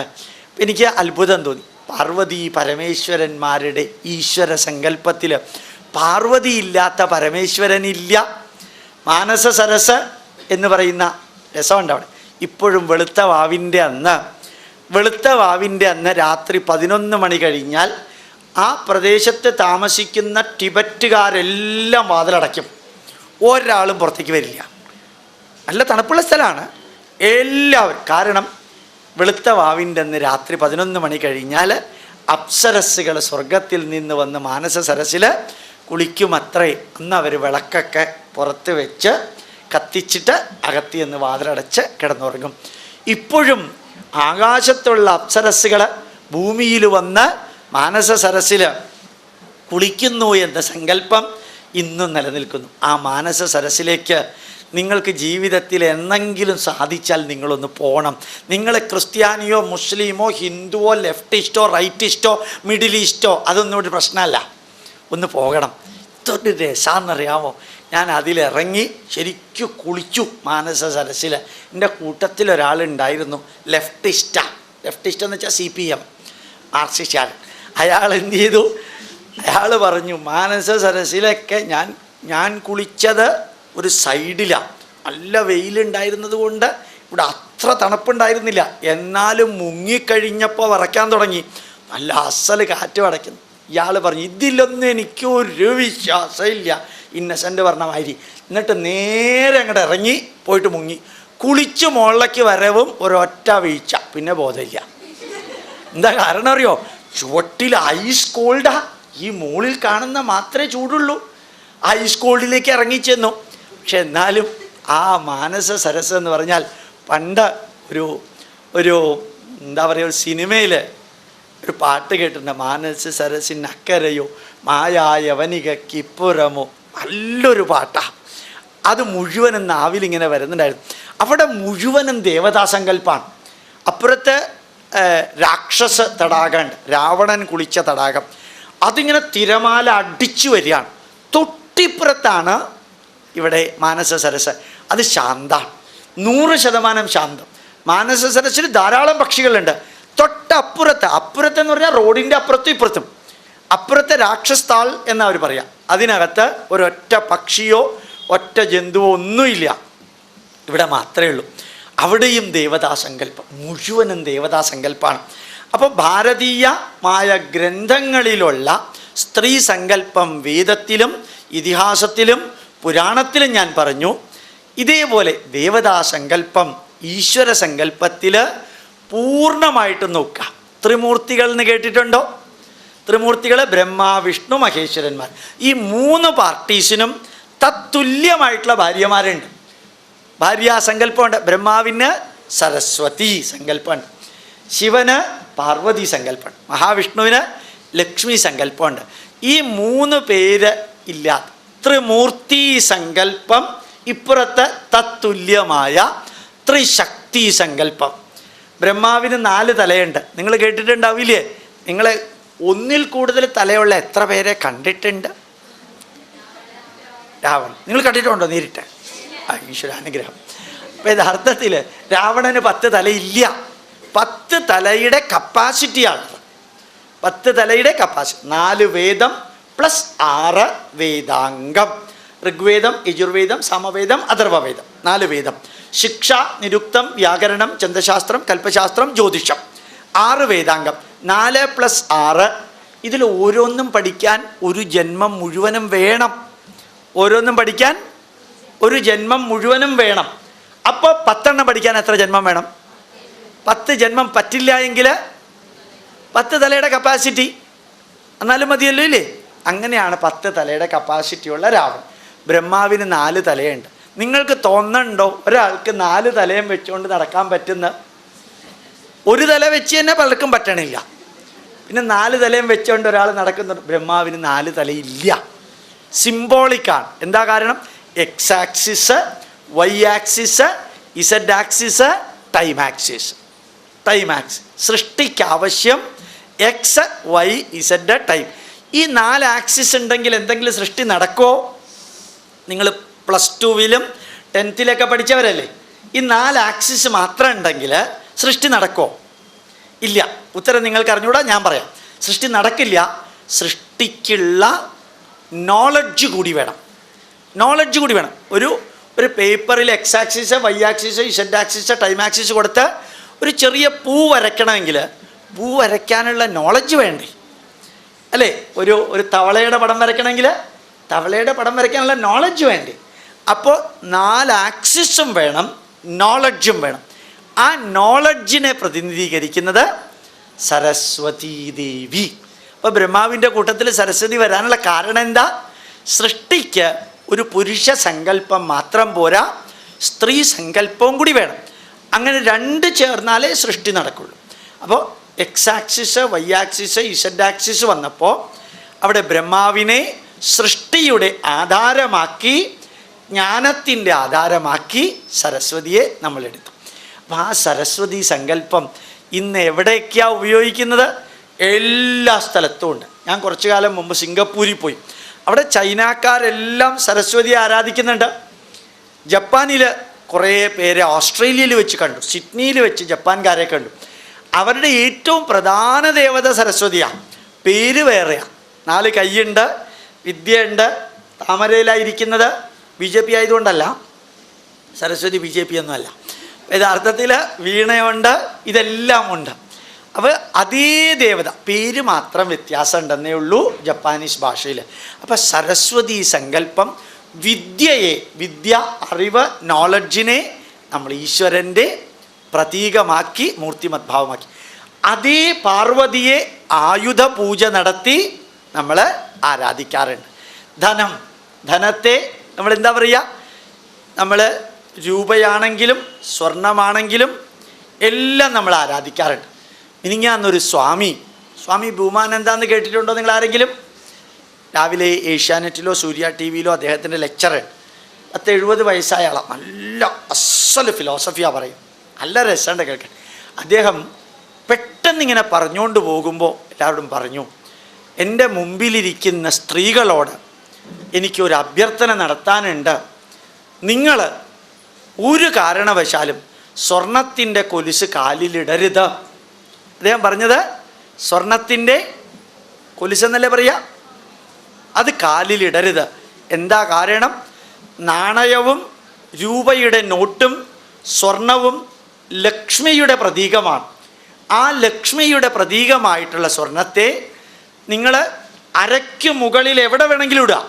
അരയ്ക്ക് മുകളിൽ എവിടെ വേണമെങ്കിലും ഇടുക. അരയ്ക്ക് താഴെ കാലിലിടരുത്. അവഹേളനമാണ്. ആ സദസ്സിൽ കൂടിയിരുന്ന 1800 സ്ത്രീകളിൽ ഒരു സ്ത്രീ നടുക്ക് നിന്ന് എഴുന്നേറ്റ് നേരെ അവർ പുറത്ത് ചെന്ന് കാലിലിട്ടിരിക്കുന്ന ആ സ്വർണത്തിൻ്റെ ചെലങ്ക കൊലുസെടുത്ത് വെള്ളത്തിൽ കഴുകി ഈ സ്വാമിയുടെ മുമ്പിൽ കൊണ്ട് വെച്ചിട്ട് പറഞ്ഞു, ചെയ്ത തെറ്റിൻ്റെ പ്രായശ്ചിത്തമാവില്ല ഇതെങ്കിലും അങ്ങ് പറഞ്ഞത് 100% ശരിയാണെന്ന് ഇപ്പം എനിക്ക് ബോധ്യമായി എന്ന് പറഞ്ഞ് അത് അവിടെ കൊടുത്തിട്ട് അവർ പോയി. ഞാൻ നിങ്ങൾ ഏത് മതത്തിൽപ്പെട്ടവരാണെങ്കിലും അത് ഞാൻ നിങ്ങളോട് പറയാൻ ആഗ്രഹിക്കുന്നു. കാലിൽ നിങ്ങൾ സ്വർണത്തിൻ്റെ കൊലിച്ചത്, സ്വർണവും നാണയവും രൂപയും നമ്മൾ ഉപയോഗിക്കുന്ന സമ്പത്തിൻ്റെ പലതും ധാന്യമാണെങ്കിൽ പോലും കാലിൻ്റെ ചുവട്ടിൽ വെച്ച് ചവിട്ടരുത്, അന്നം ചവിട്ടരുത്. കാരണം അത് ലക്ഷ്മിയുടെ പ്രതീകമാണ്. നിങ്ങൾ മുസ്ലിങ്ങൾ അല്ലെങ്കിൽ ക്രിസ്ത്യാനികൾ ഇതിൽ ചിന്തിക്കുന്നില്ലായിരിക്കാം, പക്ഷേ ലോജിക്കലി ചിന്തിച്ചു നോക്കുക. ഏറ്റവും മൂല്യവത്തായ ഒന്നിനെ കാലിലിട്ട് അപവിത്രമാക്കി. നമ്മൾ ചിലപ്പോൾ കണ്ടിട്ടില്ലേ, ചിലരോട് ദേഷ്യം വരുമ്പോഴത്തേക്കും കൈകൊണ്ടടിക്കുന്നതിന് പകരം ഞാൻ ചെരുപ്പ് ഊരണമെന്നാണ് ചില സ്ത്രീകൾ ചോദിക്കുക. ചെരുപ്പ് പവിത്രമായതുകൊണ്ടാണ്, ചെരുപ്പ് പവിത്രമല്ലെന്ന് ഉറപ്പാണ്, അതുകൊണ്ടാണ് ചെരുപ്പ് ഊരണമെന്ന് ചോദിക്കുന്നത്. പവിത്രമല്ലെന്ന് ഉറപ്പുള്ള സ്ഥാനത്ത് പവിത്രമായതിനിട്ടാലോ അപവിത്രമാവും. അപവിത്രം എന്നുള്ളതിന് വാക്കിൻ്റെ അർത്ഥം മനസ്സിലായില്ല. അതുകൊണ്ട് ലക്ഷ്മിയുടെ പ്രതീകമാണ് നമ്മൾ പറയുന്ന ധനവും ധാന്യവും നന്മ നിറഞ്ഞ ലോഹങ്ങളും നാണയവും സമ്പത്തുമെല്ലാം ബഹുമാനം അർഹിക്കുന്നതാണ്. വിദ്യ, അറിവ്. അതുകൊണ്ട് പണ്ട് മുതൽക്കേ നമ്മൾ പേപ്പറിൽ ചവിട്ടിയാൽ തൊട്ട് തലയിൽ വയ്ക്കും. കണ്ടിട്ടുണ്ടോ? പേപ്പറിൽ ചവിട്ടിയാൽ വിദ്യ, അറിവ്. ചിലപ്പോൾ ആ അക്ഷരമായിരിക്കും നമുക്ക് മാർഗനിർദ്ദേശം നൽകുന്നത്, ആ വാക്കുകളായിരിക്കും മാർഗനിർദ്ദേശം നൽകുന്നത്. ഒരു പുസ്തകത്തിലെ അറിവായിരിക്കും നമുക്ക് മാർഗനിർദ്ദേശം നൽകുന്നത്.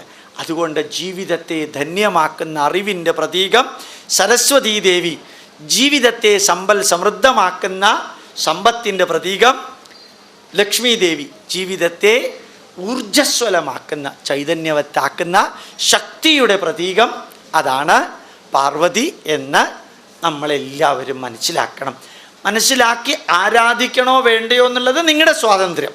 മനസ്സിലാക്കണം, അത് നിർബന്ധമാണ്. അപ്പോൾ മൂന്നും ഏതിനെ പ്രതിനിധാനം ചെയ്യുന്നു? ഇച്ഛാശക്തി, ജ്ഞാനശക്തി, ക്രിയാശക്തി. ഇച്ഛാശക്തി ഏതാണ്? ലക്ഷ്മി. ജ്ഞാനശക്തി സരസ്വതി, ക്രിയാശക്തി പാർവതി. ത്രിശക്തികളാണ്.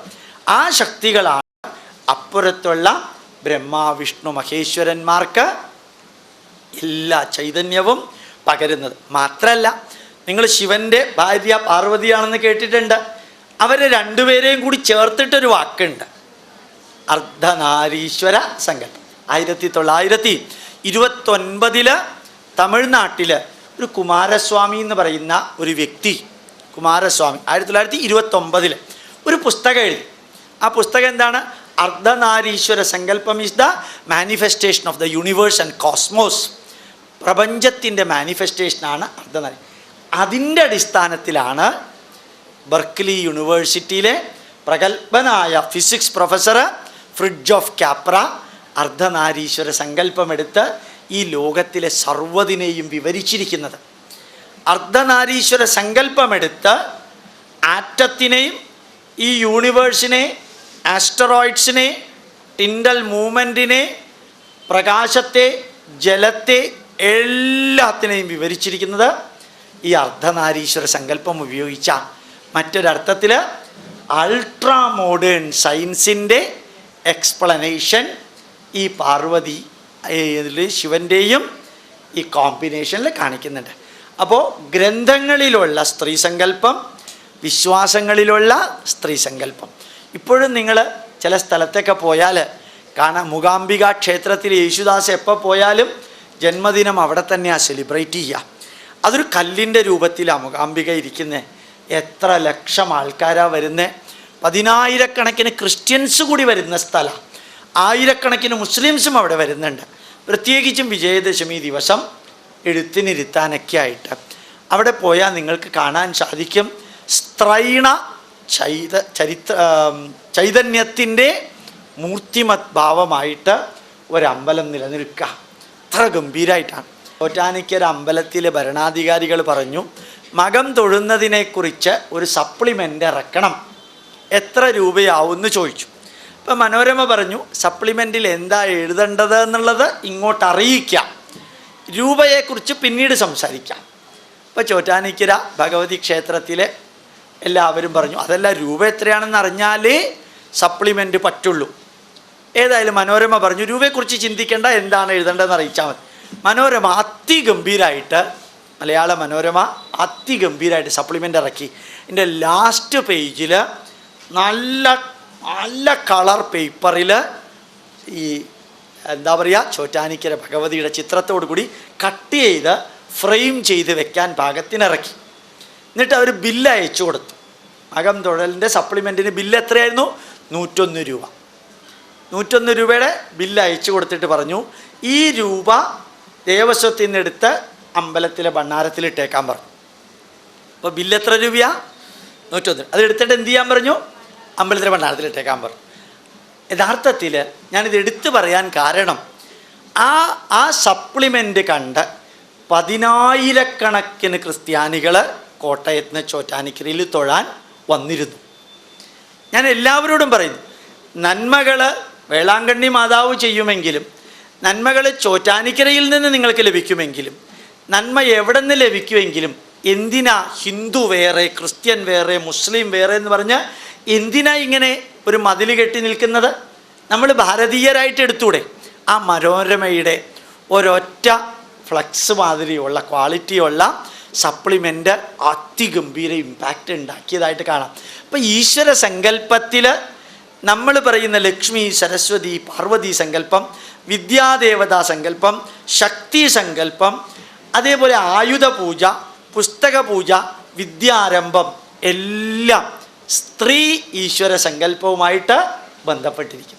സ്ത്രീ ഈശ്വര സങ്കല്പവുമായിട്ട് ബന്ധപ്പെട്ടിരിക്കും. അപ്പം ഗ്രന്ഥങ്ങളുടെ പറഞ്ഞു, ഈശ്വര സങ്കല്പത്തിൻ്റെ പറഞ്ഞു. കുറച്ച് 3-4 പേര് പോയി. നിങ്ങൾക്ക് പോകാൻ സമയമായോ എന്ന് എനിക്ക് അറിഞ്ഞൂടാ. ഇനി ലാസ്റ്റ് പാർട്ട്, ആചാരങ്ങൾ. ഭാരതത്തിൽ ഏത് ആചാരങ്ങൾ അനുഷ്ഠിക്കുമ്പോഴും അമ്മയുടെ മടിയിലിരുന്നാണ് ഏത് ആചാരങ്ങൾ അനുഷ്ഠിക്കുക. വിവാഹം കഴിഞ്ഞാൽ ഭാര്യ കൂടെ ഇല്ലെങ്കിൽ, ഭാര്യയില്ലാത്ത ഭർത്താവിന് അല്ലെങ്കിൽ വിഡോവർ ആയ ഭർത്താവിന്, വിഡോവർ എന്നർത്ഥം മനസ്സിലായി? വിഡോവറായ ഭർത്താവിന് ഒരു മംഗളകർമ്മവും അനുഷ്ഠിക്കാനുള്ള അനുമതിയില്ല. ഭാര്യ ഉണ്ടെങ്കിൽ മാത്രമേ ഭർത്താവിന് ഈ ആചാരങ്ങൾ പൂർണ്ണമായിട്ടും തന്നെത്താനെ ചെയ്യാൻ സാധിക്കും. എല്ലാ മതത്തിലുള്ള കാര്യം അല്ല, എല്ലാ വിഭാഗത്തിലും, എല്ലാ ജാതിയിലും ഇതുള്ളതാണ്. അച്ഛൻ്റെയും അമ്മയുടെയും ശ്രാദ്ധകർമ്മം ആനിവേഴ്സറി ആചരിക്കുമ്പോൾ പോലും അവസാനം ഈ ഒരു അഗ്നിയിലൊരു ഹോമമുണ്ട്. ആ അഗ്നിയിൽ ഹോമം നടത്തുന്ന ആളുടെ ഭാര്യ തന്നെ അഗ്നി കൊണ്ടുവരണം, വേറൊരാൾ കൊണ്ടുവന്നാൽ എടുക്കില്ല. ആ ഹോമം നടത്തുന്നതാൾ, അച്ഛൻ്റെ അമ്മ മരിച്ചതിൻ്റെ ശ്രാദ്ധകർമ്മം നടത്തുമ്പോൾ ഭാര്യ തന്നെ അഗ്നി കൊണ്ടുവരണം, ഭാര്യ തന്നെ ആ അഗ്നി കൊണ്ടുപോകണം. ഇനി മൂത്ത ആൾക്ക് ഭാര്യ ജീവിച്ചിരിപ്പില്ല എങ്കിൽ അയാൾക്ക് ആ അഗ്നികർമ്മം നടത്താൻ അവകാശമില്ല, രണ്ടാമത്തെ ആൾ നടത്തണം. അയാളുടെ ഭാര്യ ഉണ്ടെങ്കിൽ. അയാളുടെ ഭാര്യ ജീവിച്ചിരിപ്പുണ്ട്, പക്ഷേ ബാംഗ്ലൂരാണ്, അയാൾക്ക് നടത്താൻ പറ്റില്ല, മൂന്നാമത്തെ ആൾ നടത്തണം. 3 പേരുടെ ഭാര്യമാരും ഇവിടെ ഇല്ല എങ്കിൽ ആ കർമ്മമേ നടത്തില്ല, ആ കർമ്മമേ നടക്കില്ല. നമ്മൾ ആർട്ടിഫിഷ്യലി ഫിക്സ് ചെയ്ത് നടക്കില്ല. നിങ്ങൾക്കറിയാലോ, ശ്രീരാമൻ്റെ പട്ടാഭിഷേകം നടന്നില്ല. ശ്രീരാമൻ്റെ പട്ടാഭിഷേകം നടക്കാതിരിക്കാൻ കാരണം എന്താ? സീതാദേവി ഇല്ല. എന്നിട്ട് ശ്രീരാമനൻ പറഞ്ഞു പട്ടാഭിഷേകം വേണ്ട, ഭരതൻ ഭരിക്കട്ടെ. അപ്പോഴാണ് വസിഷ്ഠൻ പറഞ്ഞത്, ധർമ്മശാസ്ത്ര പ്രകാരം രാജാവിൻ്റെ മൂത്ത മകൻ ജീവിച്ചിരിക്കുന്നിടത്തോളം കാലം അദ്ദേഹമാണ് രാജ്യം ഭരിക്കേണ്ടത്. അതുകൊണ്ട് രാമ, നീയാണ് രാജ്യം ഭരിക്കേണ്ടത്. സീതാദേവി ജീവിച്ചിരിക്കുന്നത് കൊണ്ടും സീതാദേവി മരിച്ചിട്ടില്ലാത്തത് കൊണ്ടും നീ സീതാദേവിയെ വാൽമീകിയുടെ ആശ്രമത്തിൽ വിട്ടതുകൊണ്ടും സീതാദേവിയുടെ പ്രതീകമായിട്ടൊരു പ്രതിമയുണ്ടാക്കി, സ്വർണം കൊണ്ടൊരു പ്രതിമയുണ്ടാക്കി, ആ കർത്തവ്യം സ്വർണത്തിൻ്റെ പ്രതിമയിൽ അർപ്പിച്ച് നിനക്ക് പട്ടാഭിഷേകം നടത്താനാണ് പറഞ്ഞു. അപ്പോൾ ഭാര്യയുടെ സാന്നിധ്യം ഏത് ആചാരത്തിലും ഒഴിച്ചുകൂടാൻ വയ്യാത്തതാണ്. സ്ത്രീ അത്രയും ആരാധ്യയാണ്. ജന്മം നൽകിയ കുട്ടിയുടെ ജാതകർമ്മം ഒന്നാമത്തെ കർമ്മമാണ്. അത് അമ്മയുടെ മടിയിലിരുന്ന. നാമകരണം, കുട്ടിയുടെ പേരിടുന്നത് അമ്മയുടെ മടിയിലിരുന്ന. നിഷ്ക്രമണം അമ്മയുടെ മടിയിലിരുന്ന. ഉപനയനം, യജ്ഞോപവീതം ഇടുന്നത് അമ്മയുടെ മടിയിലിരുന്ന. വിവാഹം പോലും, ആൺകുട്ടിയുടെയും പെൺകുട്ടിയുടെയും വിവാഹം പോലും അമ്മയുടെ മടിയിലിരുന്നേ പറ്റൂ. ഒരു 10 സെക്കൻഡെങ്കിലും അമ്മയുടെ മടിയിൽ ഇരുന്നേ പറ്റുള്ളൂ. അത്രയും 16 കർമ്മങ്ങളിൽ അന്ത്യേഷ്ടി, ശവസംസ്കാരം ഒഴികെ ബാക്കി 15 കർമ്മവും അമ്മയുമായിട്ട് ബന്ധപ്പെട്ടിരിക്കുന്നു, ഒരു മകനും മകൾക്കും.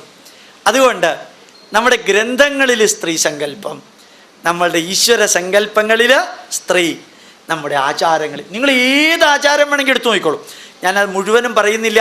കാരണം ചില വിദ്യാർത്ഥികളുടെ മുഖത്ത് പോകാറായി എന്നൊരു മുഖഭാവമുണ്ട്. കാരണം ക്ലാസ് ഒരു ഭാരമാവരുത്, ക്ലാസ് ജീവിതത്തിൻ്റെ ഭാഗമാവാനേ പാടുള്ളൂ. ഭാരമായെങ്കിൽ പിന്നെ ഒരടി എൻ്റെ ക്ലാസ് മുമ്പോട്ട് പോവില്ല.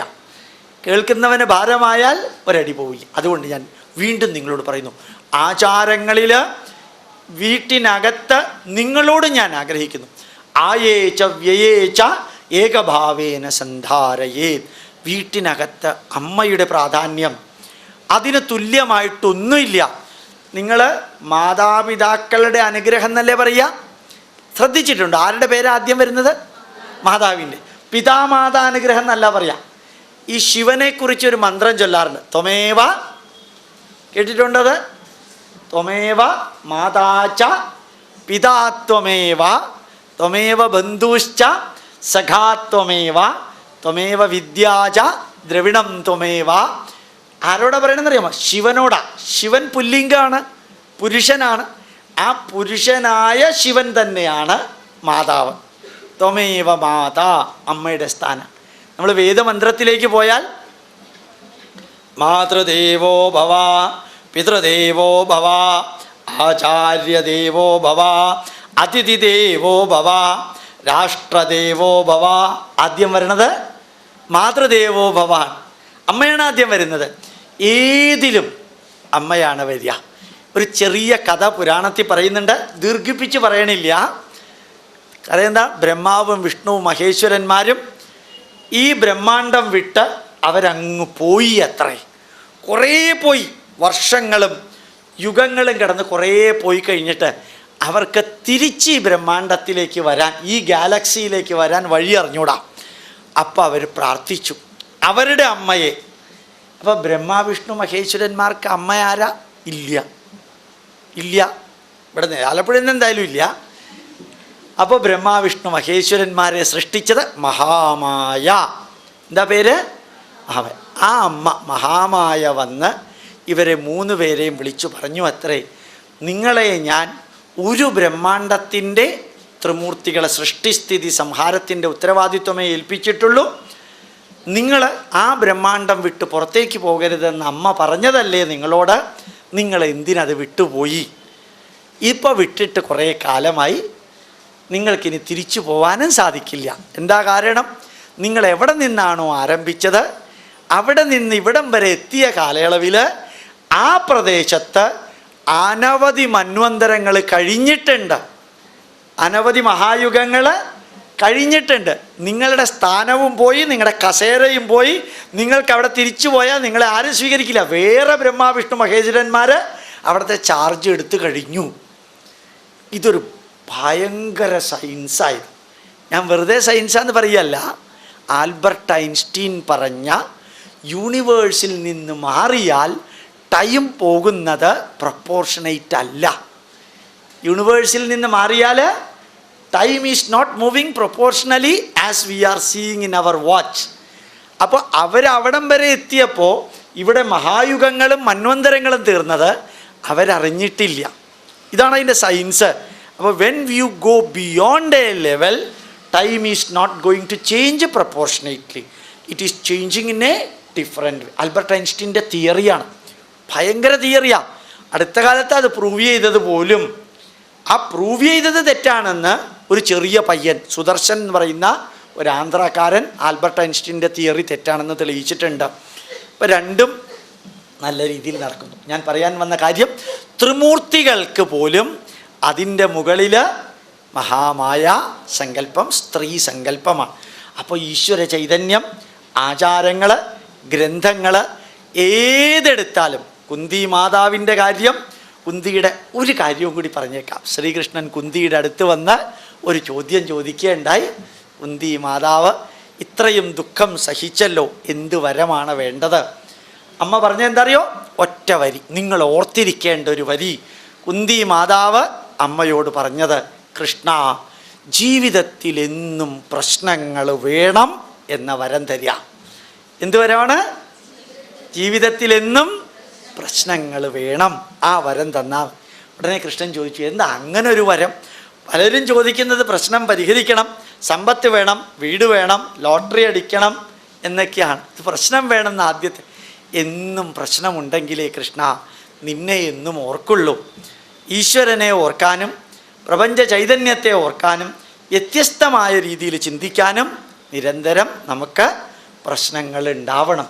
ലോകത്തിൽ ഒരു സ്ത്രീ മാത്രമേ ഈശ്വരനോട് പ്രശ്നങ്ങൾ വേണമെന്ന് വരം ചോദിച്ചിട്ടുള്ളൂ. അതും ഒരു സ്ത്രീയാ, പുരുഷനല്ല. അപ്പോൾ യഥാർത്ഥത്തിൽ ഇപ്പം ഞാൻ വളരെ കുറച്ച് കാര്യങ്ങളെ പറഞ്ഞുള്ളൂ. അതിന് പ്രധാന കാരണം, നിങ്ങൾക്ക് എത്ര സമയമുണ്ടെന്ന് എനിക്ക് അറിഞ്ഞൂടാ. എനിക്ക് സമയമുണ്ടെന്ന് പറയാൻ കാരണം, എൻ്റെ അടുത്ത പ്രഭാഷണം ഇവിടെ ഈ മുത്താരമ്മൻ കോവിലിൽ തോണ്ടൻകുളങ്ങര വൈകുന്നേരം 6:30 മണിക്കാണ്. അപ്പോൾ 6:30 മണി വരെ എനിക്ക് സമയമുണ്ട്. പക്ഷെ നിങ്ങൾക്ക് സമയം ഇല്ല എങ്കിൽ ഈ കൃത്യസമയത്തിലാണെന്ന് ഞാൻ ചോദിക്കാനും വിട്ടുപോയി. ഏതായാലും 3:30 മണിക്ക് ആയിരിക്കാൻ സാധ്യതയുണ്ട്. അപ്പോൾ അതുകൊണ്ട് വളരെ വളരെ സന്തോഷത്തോടുകൂടി എനിക്ക് എൻ്റെ മുമ്പിലുള്ള എല്ലാ വിഭാഗക്കാരോടും പറയാനുള്ളത്, ഭാരതമാതാവ് എന്നൊരു സങ്കല്പം, ഭൂമി ദേവി എന്നൊരു സങ്കല്പം, ഗംഗാ മാതാവ് എന്നൊരു സങ്കല്പം, പ്രകൃതി ദേവി എന്നൊരു സങ്കല്പം, ഇത് മുഴുവനും ഭാരതത്തിൽ നിന്ന് ഉത്ഭവം ചെയ്തതാണ്. ലോക ജനതയ്ക്ക് ഇന്ന് ഞാൻ അടുത്ത കാലത്ത് അമേരിക്കയിൽ പോവേണ്ടേ, വാഷിങ്ടണിൽ കഴിഞ്ഞ മാസം വാഷിങ്ടണിൽ പോയപ്പോൾ അവിടുത്തെ ബസ്സിലെല്ലാം എഴുതി വച്ചിരിക്കുന്നു, protect mother earth, protect mother nature. ബൈബിളിൽ മദർ നേച്ചർ എന്നൊരു സങ്കല്പം ഇല്ല, മദർ എർത്ത് എന്നുള്ള സങ്കല്പം ഇല്ല. എർത്ത് എന്നുള്ള സങ്കല്പമുണ്ട്, നേച്ചർ എന്ന സങ്കല്പമുണ്ട്. മദർ എന്ന സങ്കല്പം ഭാരതത്തിൽ നിന്ന് അവരെടുത്തതാ. ലോക ജനത മുഴുവനും ഭാരതത്തിൻ്റെ നന്മകൾ സ്വീകരിക്കാനായി 2 കൈയും നീട്ടി മുമ്പോട്ട് വരുന്ന കാലഘട്ടത്തിൽ നിങ്ങൾ ഭാരതത്തിൻ്റെ നന്മകൾ, ജോസഫ് പുലിക്കുന്നേലെന്ന് കേട്ടിട്ടുണ്ടോ? ബൈബിള് കേരളത്തിൽ ആദ്യം ട്രാൻസ്ലേറ്റ് ചെയ്ത മനുഷ്യനാണ്. അല്ല, ഉജ്ജ്വലമായിട്ടുള്ള ബൈബിൾ ട്രാൻസ്ലേഷൻ, പദാനുപദം ട്രാൻസ്ലേറ്റ് ചെയ്ത മനുഷ്യൻ. അദ്ദേഹം പറയുകയുണ്ടായി, I am a Hindu but my ഇഷ്ടദേവത is Jesus Christ. I am a Hindu, my ഇഷ്ടദേവത ഈസ് ജീസസ് ക്രൈസ്റ്റ്. അർത്ഥം മനസ്സിലായോ? ഞാൻ ആരാധിക്കുന്നത് യേശുദേവനെയാണ്, പക്ഷേ എൻ്റെ രക്തവും എൻ്റെ ശരീരവും എൻ്റെ രാഷ്ട്രവും ഹിന്ദുസ്ഥാനത്തിലെ ഭാരതീയൻ്റെതാണ്. അങ്ങനെ ചിന്തിക്കണം എന്ന് ഞാൻ നിങ്ങളോട് പറയുന്നില്ല. ചിന്തിക്കുന്നതിനെക്കുറിച്ച് ചിന്തിച്ചൂടെ? ഈ രാഷ്ട്രത്തിൻ്റെ മക്കളല്ലേ നിങ്ങൾ? ഈ രാഷ്ട്രത്തിൻ്റെ മക്കൾ. നിങ്ങൾ എന്ത് കുറ്റം ചെയ്താലും സൗദി അറേബ്യയിൽ നിന്ന് ആരും വന്ന് നിങ്ങളെ സംരക്ഷിക്കില്ല. നിങ്ങൾ എന്ത് കുറ്റം ചെയ്താലും ഇസ്രായേലിൽ നിന്നോ അമേരിക്കയിൽ നിന്നോ വന്ന് ആരും നിങ്ങളെ സംരക്ഷിക്കില്ല. ഞാൻ ക്രിസ്ത്യാനിയാണ്, എൻ്റെ പേര് റോസാമ്മ എന്നാണ്, കന്യാമറിയം എന്നാണ്, അതുകൊണ്ട് എന്നെ രക്ഷിക്കണമെന്ന് യെരുശലേമിലേക്ക് എഴുതിയാൽ അവർ പോയി പണിയിട്ട് നോക്കാൻ പറയും. എൻ്റെ പേര് റസീന എന്നാണ് എന്ന് പറഞ്ഞ് സൗദി അറേബ്യയിലേക്ക് എഴുതി കഴിഞ്ഞാൽ അങ്ങനെയുള്ള കുറേ പേരെ കൂടി പുറത്താക്കാൻ ഞങ്ങൾ കാത്തിരിക്കാമെന്ന് പറഞ്ഞുകൊണ്ടിരിക്കും അവർ. അപ്പം നിങ്ങൾക്ക് എന്നും താങ്ങും തണലും ഭാരതം മാത്രം. ആ ഭാരതം നമ്മുടെ മാതാവ് എന്ന സങ്കല്പത്തിൽ ഭാരതീയമായ സമസ്തന് എനിക്ക് അടുത്ത കാലത്ത് വളരെ വേദന തോന്നിയൊരു വരി ഡൽഹിയിലെ ഇമാം പറഞ്ഞൊരു വരിയാണ്. അന്നാ ഹസാരയുടെ നിരാഹാര സത്യാഗ്രഹത്തിൽ ഒരു മുസ്ലിമും പങ്കെടുക്കരുത്, കാരണം അവർ ഭൂമിയെ മാതാവായിട്ട് ആരാധിക്കുന്നവരാണ്. അപ്പോൾ അണ്ണാ ഹസാര എന്തിന് നിലകൊള്ളുന്നതല്ല, ഭൂമിയെ മാതാവായിട്ട് ആരാധിക്കുന്നു എന്ന കാരണത്താൽ അണ്ണാ ഹസാരയുടെ നിരാഹാര സത്യാഗ്രഹത്തിൽ പങ്കെടുക്കരുതെന്ന് ഡൽഹി ഇമാം ബുഖാരി പറഞ്ഞപ്പോൾ എനിക്ക് വേദന തോന്നി. അതേപോലെ എനിക്ക് വേദന തോന്നി ഒരു ബിഷപ്പോ ഒരു മെത്രാനോ ഇതിന് സമ്പൂർണമായ സപ്പോർട്ട് പറഞ്ഞുകൊണ്ട് എത്തിയില്ല. കള്ളന്മാരായ സ്വാമിമാരൊന്ന് രണ്ട് പേര് കൂടെ ഉണ്ടായിരുന്നു. അത് നെഗറ്റീവ്. പക്ഷേ ഒരു ബിഷപ്പും ഒരു മെത്രാനും ഒരു മൗലവിയും ഒരു ബുഖാരിയും വന്ന് ഈ അഴിമതിക്കെതിരെയുള്ള സമരത്തിന് സപ്പോർട്ട് കൊടുത്തില്ല. എങ്കിലും ഒരു ദിവസം റംസാൻ്റെ വ്രതം വീട്ടുന്ന ദിവസം ഒരു മുസ്ലിം കുട്ടി വന്ന് ഈ അണ്ണാ ഹസാരയുടെ അടുത്ത് നിന്ന് നാരങ്ങ നീര് വാങ്ങിച്ച് കഴിക്കുന്ന ഒരു ഫോട്ടോ മാതൃഭൂമി കണ്ടപ്പോൾ വലിയ സന്തോഷം തോന്നി. ഞാൻ നിങ്ങളോട് പറയുന്നു, നമ്മൾ ഈ രാഷ്ട്രത്തിൻ്റെ മക്കളാണ്. ഈ രാഷ്ട്രത്തിൻ്റെ നന്മകൾ നിങ്ങളുടേതാണ്, ഈ രാഷ്ട്രത്തിൻ്റെ തിന്മകളും നിങ്ങളുടേതാണ്. നന്മയും തിന്മയും രണ്ടും നിങ്ങളുടേതാണ്. തിന്മ ഇല്ലാതെയാക്കലും നന്മ പഠിച്ച് പ്രചരിപ്പിക്കലും നമ്മളുടെ എല്ലാവരുടെയും ദൗത്യമായി ഭവിക്കട്ടെ എന്ന് പ്രാർത്ഥിച്ചുകൊണ്ട് ഒരു വരി കൂടി അവസാനം. ഞാൻ അമർനാഥിലേക്ക് പോയപ്പോൾ അവിടെ 20,000 മുസ്ലിങ്ങളാണ് ലക്ഷക്കണക്കിന് ഹിന്ദുക്കളെ അമർനാഥിലേക്ക് തൊഴാൻ കൊണ്ടുപോകാൻ സഹായിക്കുന്നത്. അന്ന് ഞാൻ വിചാരിച്ചു, കഴിഞ്ഞ മാസം ജൂലൈ 14 ഞാൻ അമർനാഥിൽ പോയത്. ഇത് സെപ്റ്റംബറായി. ജൂലൈ 14 അമർനാഥിൽ ചെന്നപ്പോൾ പഹൽഗാവിൽ നിന്ന് വരുന്ന 20,000-ഓളം മുസ്ലിങ്ങളുടെ കുതിര പല്ലക്ക്, അവരുടെ കൈത്തണ്ടയിൽ സഹായത്തിൽ ലക്ഷക്കണക്കിന് ഹിന്ദുക്കൾ അമർനാഥിൽ തൊഴുമ്പോൾ ഓർമ്മിക്കാനുള്ളത്, അവിടുത്തെ മുസ്ലിങ്ങളില്ലെങ്കിൽ ഹിന്ദുക്കൾ അമർനാഥിൽ പോയി തൊഴില്ല. 14,000 അടി കുത്തനെ കയറണം. 2.5 മീറ്റർ കനത്തിൽ ഐസാണ്. സ്നോ വീണുകൊണ്ടിരിക്കുന്നു. ചുവട്ടിൽ സിന്ധു നദി ഐസായിട്ട് ഉറച്ചിരിക്കുന്നു. കാലൊന്ന് തെറ്റിയാൽ 6,000 അടി താഴെ. ഇത്രയും ചെറിയ വീതിയിലാണ് പോകുന്നത്. ഇതിലൂടെ കുതിരയും പോവും, പല്ലക്കും പോവും, ആൾക്കാരും പോവും. അവിടെ നിന്ന് ഇങ്ങോട്ടും ആൾക്കാർ വരും. കാലൊന്ന് തെറ്റിയാൽ പക്ഷേ ഒരു മരണവും സംഭവിക്കാതെ രക്ഷിക്കുന്നത്, അക്ഷരാർത്ഥത്തിൽ പറയുന്നു, പഹൽഗാവിൽ നിന്ന് വന്ന മുസ്ലിങ്ങളുടെ ശരീരശക്തി കൊണ്ട് ഹിന്ദുക്കൾ പോകുന്നു. ഇതൊന്ന് ഫോട്ടോ എടുത്ത് വീഡിയോ എടുത്ത് നമ്മുടെ TV-യിൽ കാണിച്ചിരുന്നെങ്കിൽ ഭാരതത്തിൽ ഹിന്ദു മുസ്ലിം ലഹള ഉണ്ടാവില്ല. അത് കാണിക്കാൻ ആരുമില്ല. കുറേ രാഷ്ട്രീയക്കാർ ഹിന്ദുക്കളും മുസ്ലിങ്ങളും ക്രിസ്ത്യാനികളും തമ്മിൽ അടിക്കുന്നത് കണ്ട് സന്തോഷിക്കുന്നു. കോലഞ്ചേരി പള്ളി മാതിരി എല്ലാവരും അടിക്കുന്നത് കണ്ട് ദൂരെ മാറിന്ന് കൈകൊട്ടിച്ചിരിക്കുക. ഒരേ യേശു ക്രിസ്തുവിൻ്റെ ഭക്തന്മാർ കോലഞ്ചേരി പള്ളിയിലേക്ക് വേണ്ടി യാക്കോബാ സഭയും അതേപോലെ ഓർത്തഡോക്സും തമ്മിൽ അടിക്കുമ്പോൾ ഉമ്മൻചാണ്ടി 15 ദിവസം വേണമെന്ന് പറഞ്ഞിരിക്കുക. ഈ ലഹള തീർക്കാൻ എന്തിനാ 15 ദിവസം? ഇന്ത്യ പാകിസ്ഥാൻ യുദ്ധം അവിടെ നടക്കുന്നത്. ഒരേ കർത്താവിൻ്റെ, ഒരേ കുരിശിൻ്റെ, ഒരേ പുസ്തകത്തിൻ്റെ ആരാധകർ തമ്മിൽ ഒരുമിച്ചിരുത്താൻ ഇവർക്ക് സാധിച്ചൂടെ? അവർക്കൊരു ആഗ്രഹമൊക്കെ ഉണ്ട്. കുറേ പോട്ടെ, തമ്മിൽ തല്ലി തീരട്ടെ, നമുക്കതിൻ്റെ ഇടയ്ക്ക് നിന്ന് വോട്ട് ബാങ്ക് ഉണ്ടാക്കാൻ പറ്റുമോ? എൻ്റെ മുമ്പിലുള്ളവരോട് എനിക്ക് പറയാനുള്ളത്, നമുക്ക് ഒരുമിച്ച് ജീവിക്കാം ഈ രാഷ്ട്രത്തിൻ്റെ മക്കളായി എന്ന് പറഞ്ഞുകൊണ്ട് നിറഞ്ഞ ഹൃദയത്തോടു കൂടി നന്ദി പറഞ്ഞുകൊണ്ട് എന്നെ ക്ലാസ് എടുക്കാൻ ക്ഷണിച്ച IT കേരളയിലെ ഉടമസ്ഥനോടും പ്രിൻസിപ്പാളോടും വിദ്യാർത്ഥികളോടും അധ്യാപകരോടും ഇത് സംഘടിപ്പിച്ച ഗോപാലകൃഷ്ണൻ ജിയോടും അതേപോലെ എൻ്റെ കൂട്ടത്തിൽ നിന്നും പ്രവർത്തിക്കുന്ന അയ്യപ്പൻകുട്ടിയോടും സഹപ്രവർത്തകരോടും എല്ലാം ഗോപാലകൃഷ്ണൻ്റെ പ്രാർത്ഥന, ദീർഘായുരാരോഗ്യ ഐശ്വര്യാണാം അഭിവൃദ്ധിരസ്തു. ദീർഘായുസ്സും ആരോഗ്യവും ഐശ്വര്യവും സമ്പൽ സമൃദ്ധിയും ജഗതീശ്വരൻ നിങ്ങൾക്ക് എല്ലാവർക്കും നൽകട്ടെ. പ്രണാമം. നമസ്കാരം.